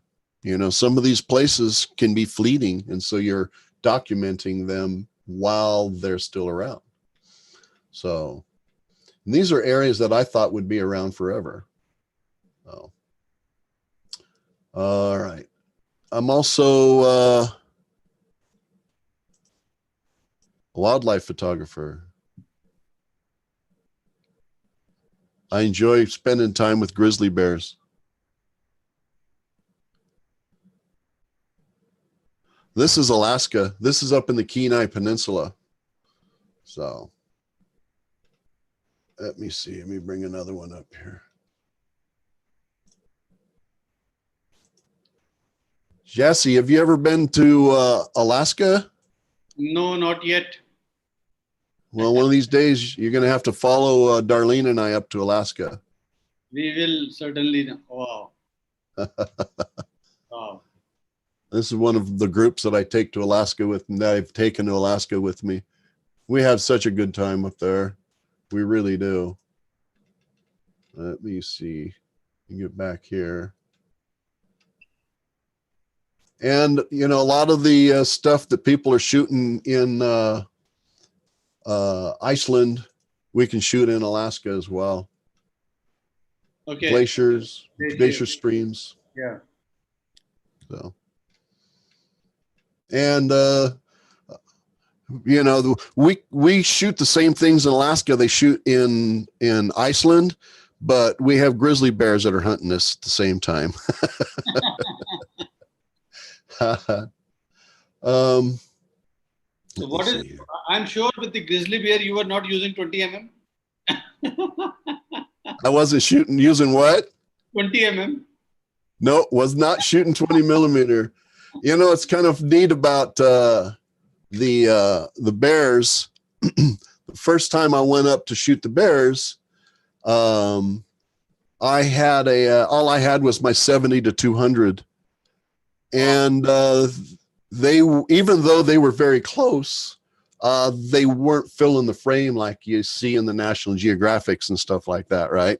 Wow. So the next day, I drove all the way from the Kenai Peninsula all the way into Anchorage, which is about a 3.5 hour drive or 4 hour drive, to rent a 600 millimeter lens, and went back. And so since then, I've gotten a long lens to be able to do this with. But yeah, you don't want to get any closer to these guys than you have to, because they'll chase you back away. So you have been to Anchorage in Alaska? What's that? You have been to Anchorage in Alaska? Yes, absolutely. Yeah. That landscape is very beautiful, actually. I'm in love with Alaska. I absolutely love Alaska. Alaska is such a large place that a lot of people think you can just fly into Anchorage and then just go see Alaska, but you really need to separate it into 4 different areas. You have the southeast area that's down in the Panhandle, like Juneau and Ketchikan, places like that. And you have the Kenai Peninsula. You have the mainland, the Central Valley area. You have northern Alaska up by Fairbanks. The Yukon is up there. You have Denali. You have just so many places up there, but they aren't necessarily in close proximity to each other. So yes. When I go up to Alaska, I typically will concentrate on one area. I have a workshop that I'm taking up in August. We have a group of people that are going to be up there in August, and we're going to be just photographing the Kenai Peninsula, which will include the bears. We're going to go into the Prince William Sound, and I charter a boat to take us out into the Prince William Sound, and we photograph tidewater glaciers and also wildlife that we wouldn't necessarily see otherwise. So here, let me bring and not only that, but you also have a couple different seasons in Alaska. You have the wintertime and you have summer, spring, and fall. And so Alaska is a totally different breed of cat when you're up there in the wintertime than it is in the summertime. Wow. Or in the fall. My favorite time of the year to go up to Alaska is August, because it hasn't gotten really, really cold yet, but the nights are starting to get dark. And so at nighttime, all you need at nighttime to see the northern lights is darkness. And so a lot of people think that you have to wait till wintertime to see them, and that's not necessarily the case. As long as it's dark and as long as they show up, you can see them. And so in August, you can actually get out at nighttime without being out there in 20 degrees below and photograph these northern lights. And so, so that's why we go in August. Let me see here. Let me bring up Alaska. I missed that. I missed anything, but I think you should have a house in Alaska already. What's that? I think you should already buy a house in Alaska. It's tempting. I tell you what, my wife lived up there for 20 years before I met her, and she would certainly love to move back up there, and I would love to have a place where we can just go up there. And really is not out of the realm of possibility to perhaps maybe have a place up there in the future, but we're not quite there yet. So something else about Alaska too is that it helps to know somebody with a bush plane. So if you have a friend that's got a bush plane, he can take you out to places like this. This is actually on a lake, a frozen lake. And this is the Knik Glacier in the background. So we landed here and walked out over to the glacier and took some pretty incredible photographs. Let's see here. Oh, there it is. It's an adventure, man. Of the glacier up close. And so we were standing right there at the glacier. Wow. So being in places like My child was born in glacier landing, and my child was really, really enjoying that. When we landed the glacier, really enjoyed it so much. But we did not get this grand vista. I mean, you get this nice shapes of glaciers. This is really amazing, and this blue ice and all. Yeah, it's just incredible being there and seeing this stuff in person. And this is immense. This is massive. You don't get scale like this necessarily. And that's the problem with Alaska too, is that it's so hard to understand the scale involved in some of these places. It's so huge and so massive. Here, let me see. Here's one of Bill, but he's still not up close next to the glacier yet. So, and you can see the moon over here in the left-hand side. I was chasing that moon that whole week up there. It was just an incredible week. I want to show you some of the tidewater glaciers too. Let me see here. Also take people out onto the Matanuska Glacier when we're up there in that part of the countryside. So if you've never walked on a glacier or climbed around on a glacier, that certainly is a fun thing to do. Here. Up, here's our group on the glacier. Wow. Yeah. I might have to take another coffee break here. Can you hold on just a moment? Yeah. Sure. Sorry. This is insane, man.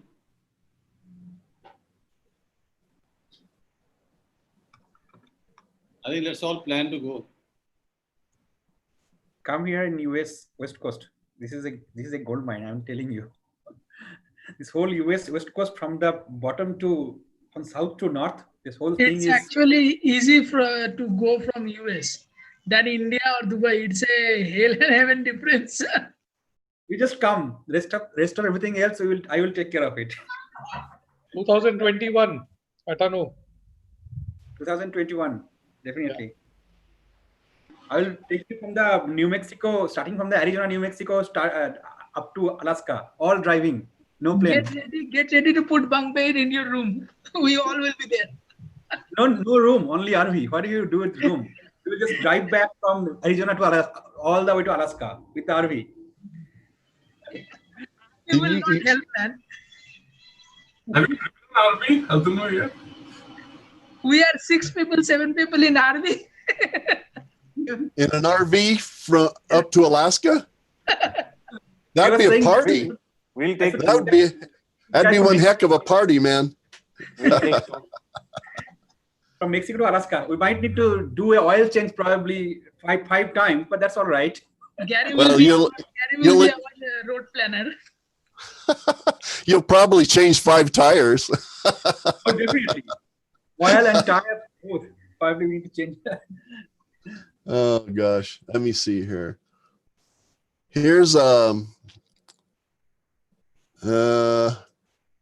here's one of a tidewater glacier with one of the tour boats at the base of it.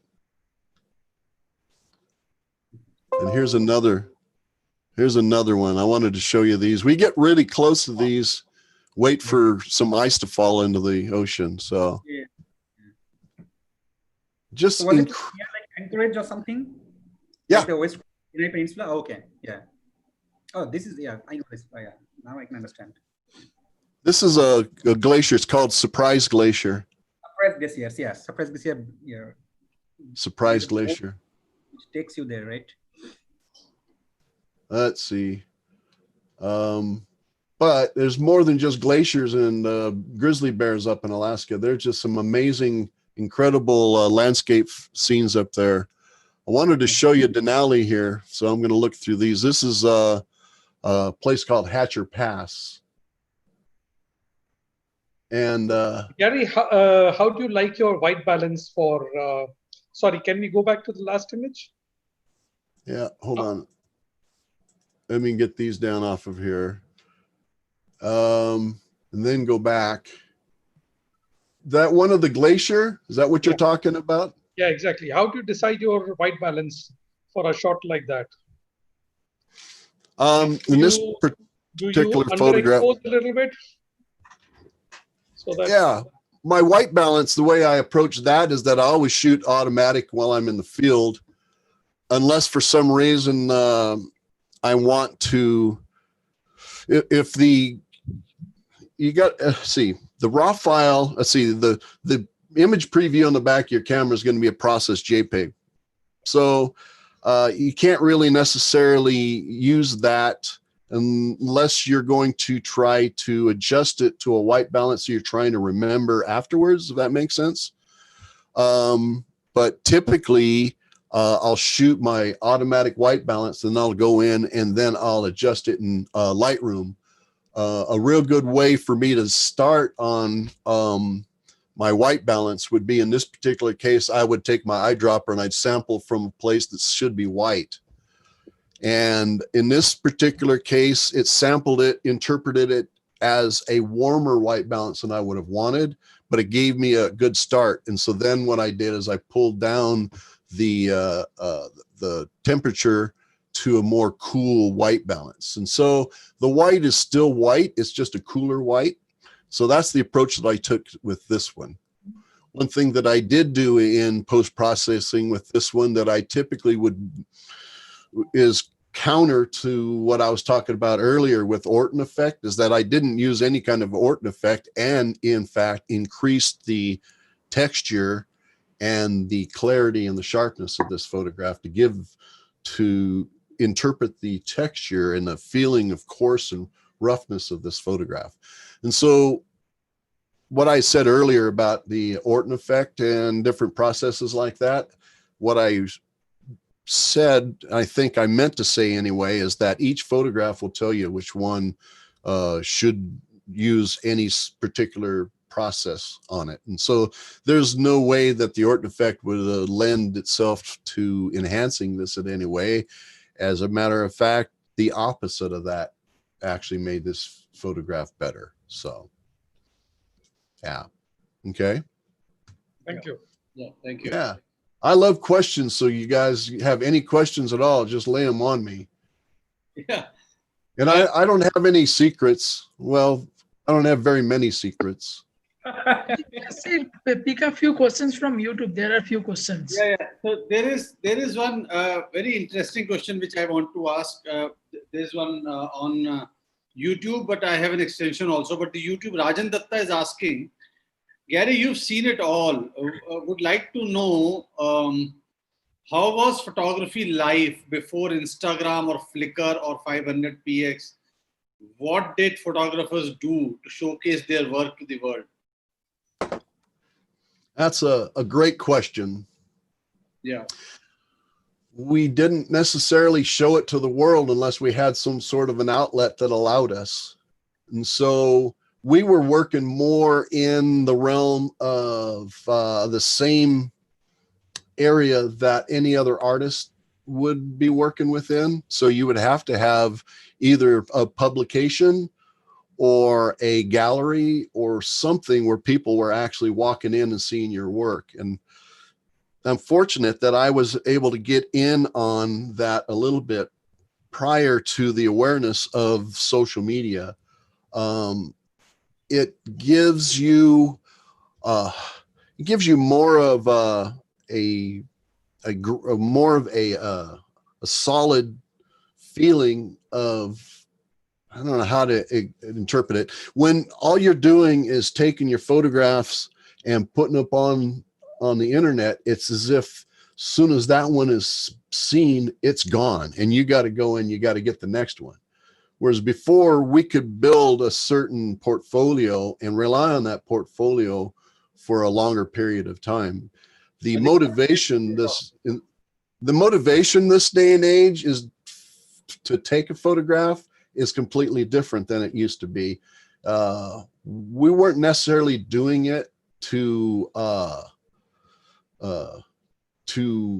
get a personal satisfaction out of it. In other words, there was no vanity necessarily. It really wasn't done to attract attention to yourself. It was done more for the art itself. And so art isn't necessarily something that is done all the time for your audience. Art sometimes is done just for yourself. And if you do your art and you put it out there and it connects, that's where the connection is made. But if you're just throwing it out there and relying on the vanity of it, there's a different motivation. And so you're doing it for your audience, but you aren't necessarily doing it for yourself. So things were different back then. The first social media that I was involved in was Flickr. And when I first got involved with Flickr, there was a core group of us here in the Northwest, Ryan Dyer and Alex Noriega, and let me think, I could go on. There's about maybe a half a dozen people that are still doing this, that just started about the same time that I did. And we were not separated by we weren't separated by our photography. We were brought together by our photography. And since then, we've all taken off on our own different paths and stuff. It's like Ryan Dyer and I are really good friends, but it's almost like we hardly ever see each other anymore because we're so busy with our own lives. But the motivation is different. I think in the general world of photography, the reason for going out there taking those photographs isn't always necessarily for the sake of the photograph. A lot of times it's to boost our ego. And so I try to ask people, what's your motivation for taking these photographs or getting into photography? Is it to try to interpret some sort of truth as you see it? Or is it for vanity, to be able to boost your ego, or to get this rush of endorphins or whatever it is you get from people praising you? I get a lot of praise online, and I still don't feel comfortable with it. And I think that once you feel comfortable with it and you expect it, that's when you lose track of your focus on your photography, and you start focusing more on yourself. And that shouldn't be the reason that you do what you do with your photography. Does that make sense? Yeah, that's a wonderful answer. There is an extension to it that I have in my mind. So what you're probably saying is that in earlier days, you were doing photography because you wanted to do it, because you wanted to experience it, because you wanted to satisfy your own soul. Your own artistic vision was more important than showing it to others. And now the reasons are totally different, and the longevity of the images now is not there, because the moment people see it, it's gone. So you are under tremendous pressure now to click another image, new image, because whatever you've done in past, everybody has seen it. Yeah. So my question is that you have seen this transition. Did this transition bog you down in between, and you did it make you feel that, is this why you got into photography? Did you start questioning the reason of your existence into photography, or reason for you continuing doing photography when these changes were taking place? Absolutely, because there's a lot of people that get into this that are business people first and photographers second. I've never been good at business, but business was never my motivation. Like I explained earlier, I didn't get into this necessarily to make a living at it. I got into this because of the art, because I wanted to create art and feel good about the art that I was creating. And so the motivation for me has been always the photographs. And so I've kind of fallen behind in certain ways, business wise, because I'm always behind the trends, or I'm always, behind what everybody else is doing to push their business and and increase their viewership on social media and stuff like that. It's almost like I never recognize it when I can use it as my advantage.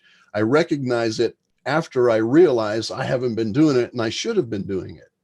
And so business wise, it may have held me back, but creatively, the only thing that's held me back creatively is my own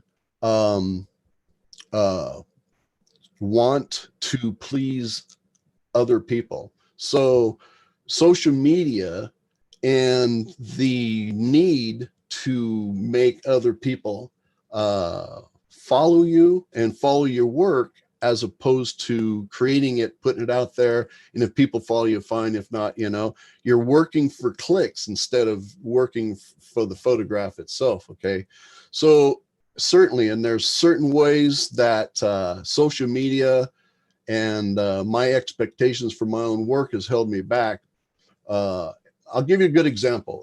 When I first started this, if you would have even mentioned the word Photoshop, people would just jump all over you and go, "Oh, it's not real, it's Photoshopped." And, you know, even if you just slightly tweaked your contrast or your saturation, people would just discredit your work because they would just say that nasty word Photoshop. And so when I first started, instead of going, yeah, I use Photoshop to do the work that I do, and I'm proud of it. Instead, I would try to deny that I did anything to it at all. And I would keep myself from learning new processes that would have made my work better. Yeah. And so instead of playing towards what other people expected, all right, or I should say, instead of doing what I expected from my work, I started playing towards what other people expected from my work. All right.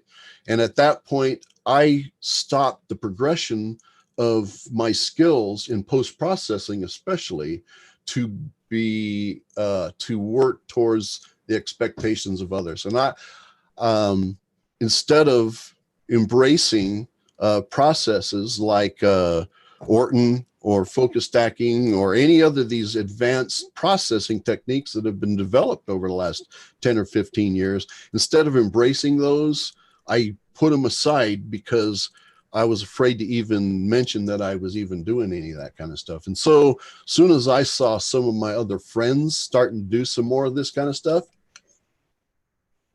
I started doing it under the cover of darkness and starting to put a few out there. And in the beginning, I kind of didn't really allude to the fact that I was doing a whole lot to it until people started embracing processing.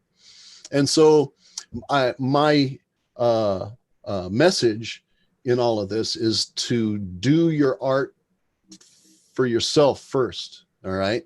And don't do it according to what other people expect from you, because other people won't necessarily understand what's the best for you, where you're at in the progression, the skills that you have. And a lot of times, if there are other photographers, they don't want you to succeed. They don't want you to make better photographs because they see that as their photographs not being quite so good. So I tell people to throw away other people's expectations of what they think you should do and do what you think you should do. I don't know if that's a long-winded way of, answering your question, but I really think the only thing that's really held me back, even more than my lack of business skills, is my limiting the progression of what I was able to learn in both photography and in post-processing because of somebody else's expectations of what I should be doing. So that makes sense? That does make a lot of sense. I think that's a really profound kind of information that we all got, and I think it's really priceless. Yeah. The only thing that I tell people is to do it on your own, but learn lessons from other people. But criticism of your work can come in two different ways. It can come from the heart, or it can come from an angle where people are doing it in a mean-spirited way. So when people were looking at my photos and going, is that photoshopped? They weren't saying it in a complimentary way going, hey, you're really good at post-processing. They were saying it in a mean-spirited way to discredit your work. Okay. So do your best to try to find the people that care and toss aside the people that don't. All right. The people that care for you are going to be honest with you and give you a critique that isn't cutting you down. It's critique that is lifting you up and helping you. And if soon as you can start to ignore the haters and understand when things are going to progress what you're doing, and then toss the rest aside, the better off you're going to be. And the one person that's going to be your worst critique or criticizer, what am I thinking? My words are starting to leave me here. But the worst person that's going to criticize your work is you, okay? And so you should keep it that way. So if somebody is bad-mouthing your work or criticizing it worse than you, those are the people you need to ignore, and you should be your own worst critic. So, yeah. Yeah, absolutely. So, you know, if landscape photography is personal, it should be personal to you. It really should. And you shouldn't do what you do and you love according to other people's criteria or expectations. You should do what comes from your heart. Throw it out there, and the people that connect on that level, they'll walk right along with you and they'll carry you along. I'm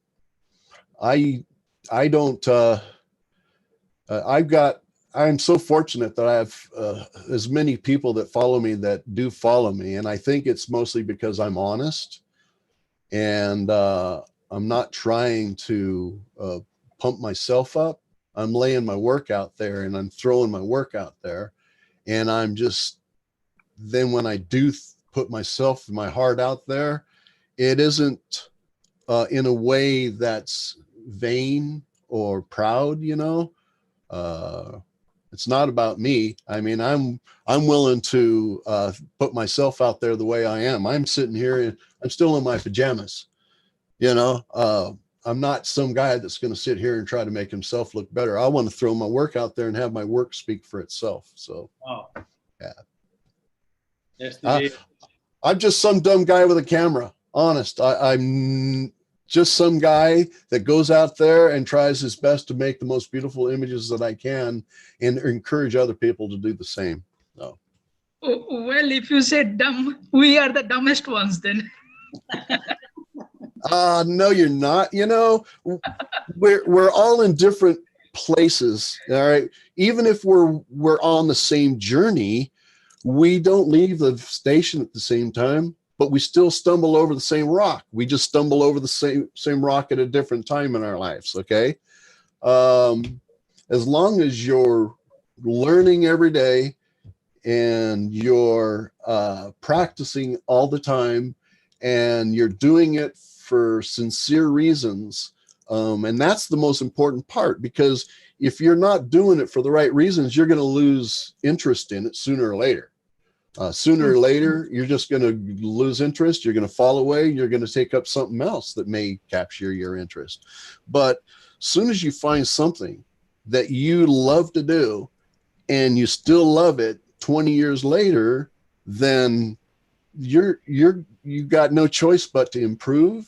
You have no choice but to create your own style. And that's something that's really important that a lot of people don't realize, is that you can't look at my work and compare your work to it. What you really need to do is look at my work and maybe see stuff that may inspire you that you can apply to your work. But look at your work a year ago, 2 years ago, 5 years ago, and then compare it to what you're doing now. Take that to heart. And don't take to heart a photograph that you made compared to a photograph that I made or somebody else made. It's really important to do that, because if you start comparing your work with Mark Adams's or Ryan Dyer's or anybody else's like that, you know, you're going to get discouraged because there's always going to be somebody out there that's always going to be better than you, you know? And if you're always comparing yourself to somebody that's better than you, you're never going to be able to get there.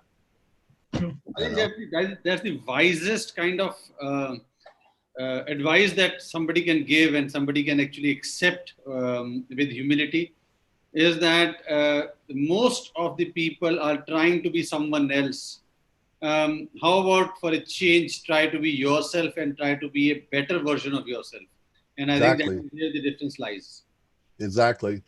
A lot of people are insecure. A lot of people aren't, they don't have confidence. A lot of people really don't think real highly of themselves. You can think highly of yourself without being vain or proud.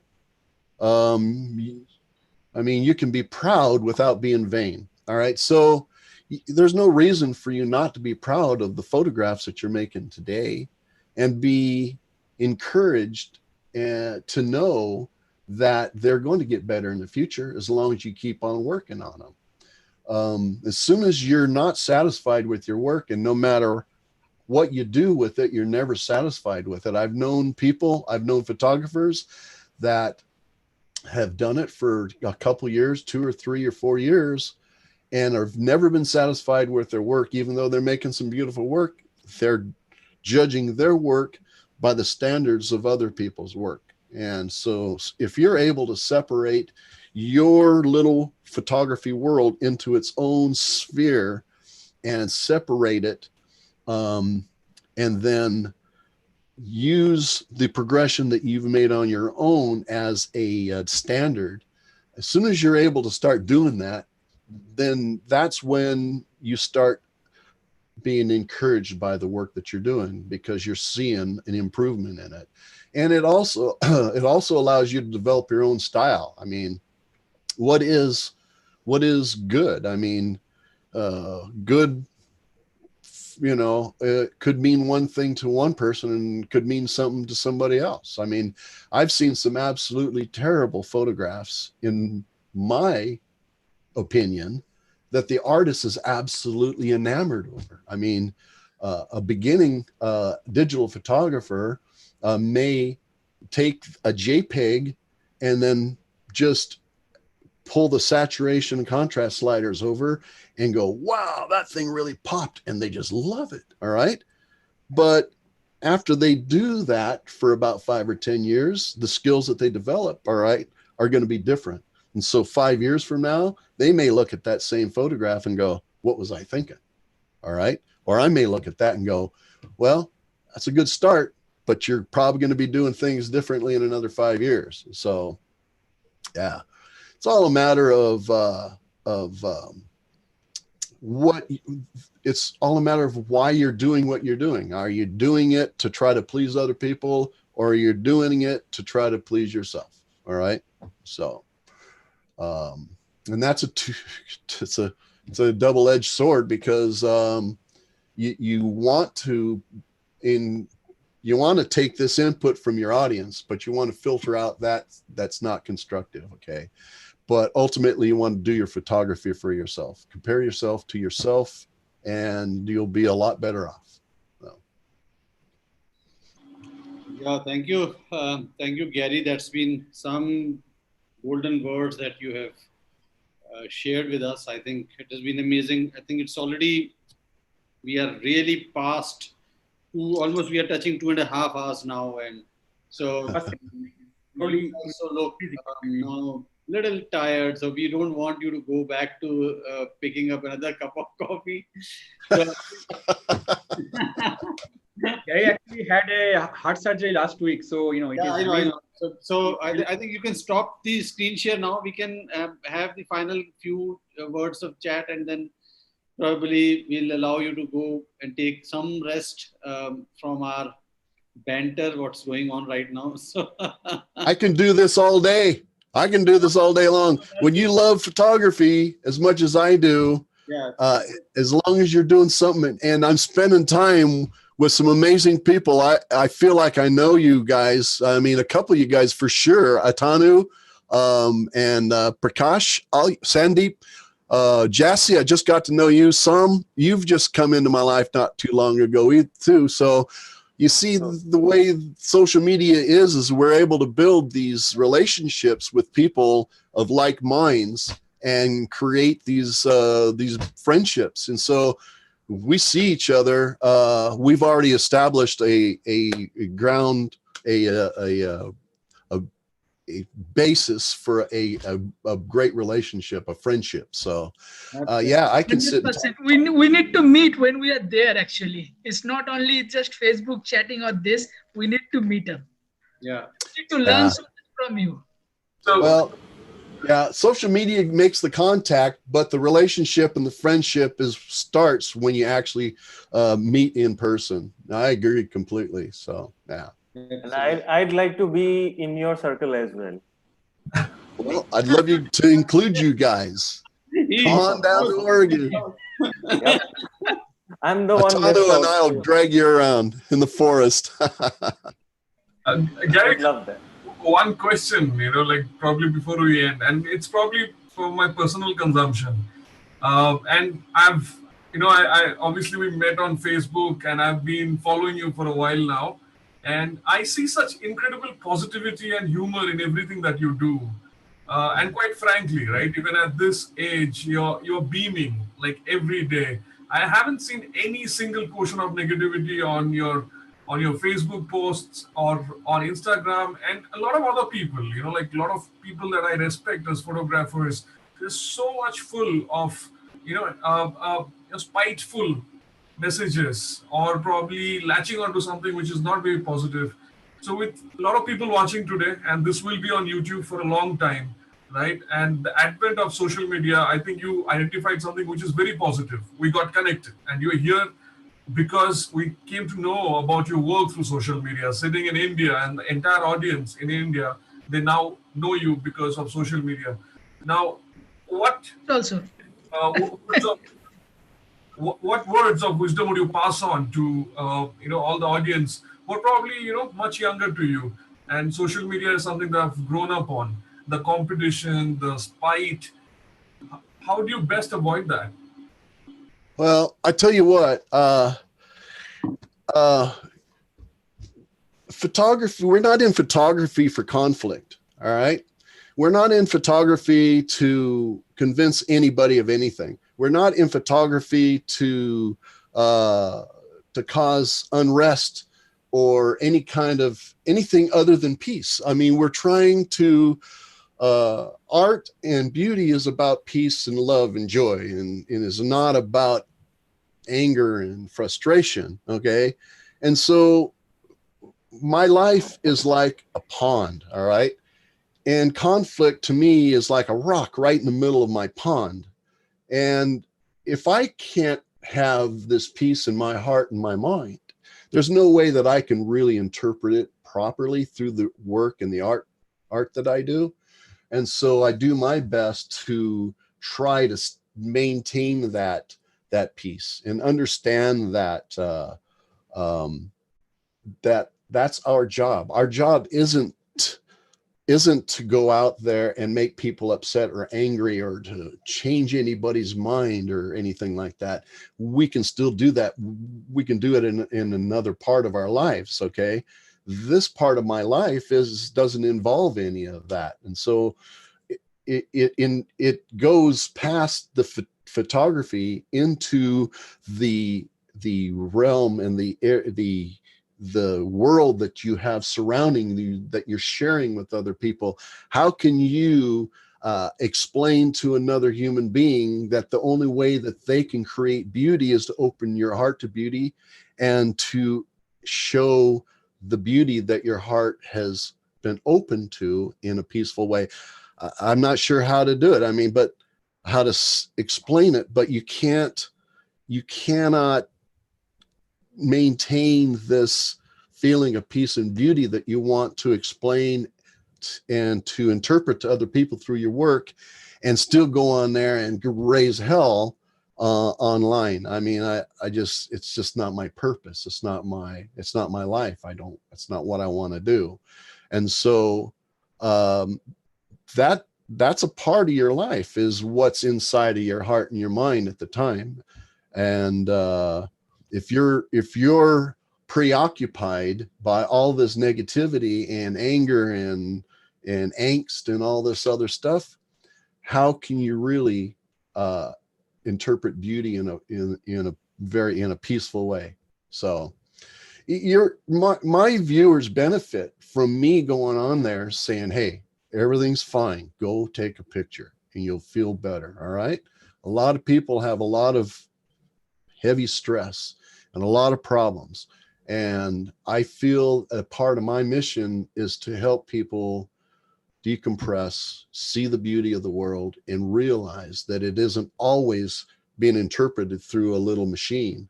There's a whole world out there, and it's my job to tell you to put it down, relax, go out, and just enjoy it. Okay. So that's my job. It's what I do. I try to be a peace broker. So yeah. Thank you. And it helps my stress level some. Seriously, you don't want to see the warrior side of me. It just isn't pretty, man. Well, I wouldn't guess.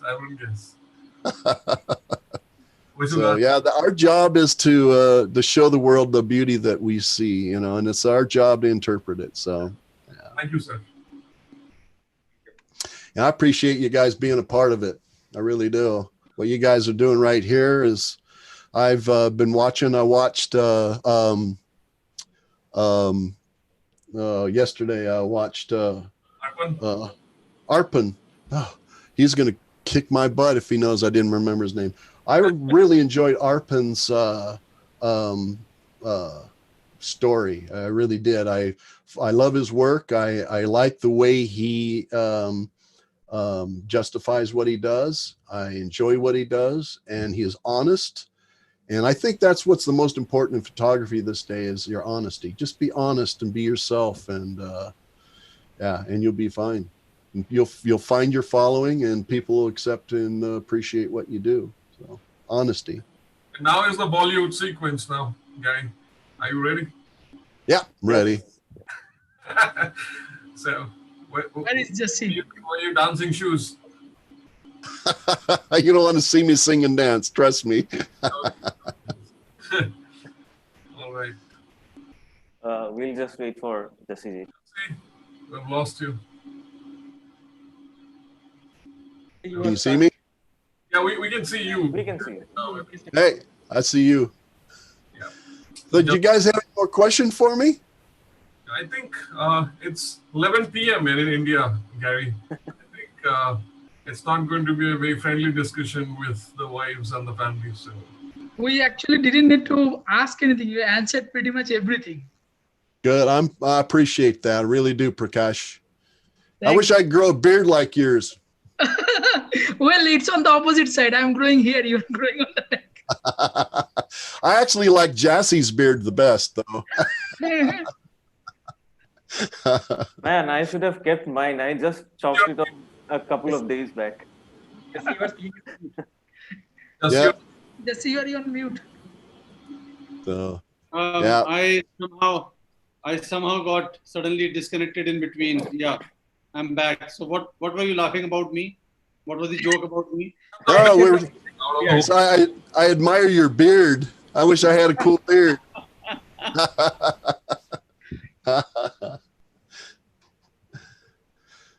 So how are we doing in this, guys? Pardon? So yeah. Did you get? This is the time, Gary, we bow down to you for the pearls of wisdom that you passed on. Valuable intelligence. Everybody. So 1, 2, 3. All right, this for you. Thank you. This is seriously awesome, man.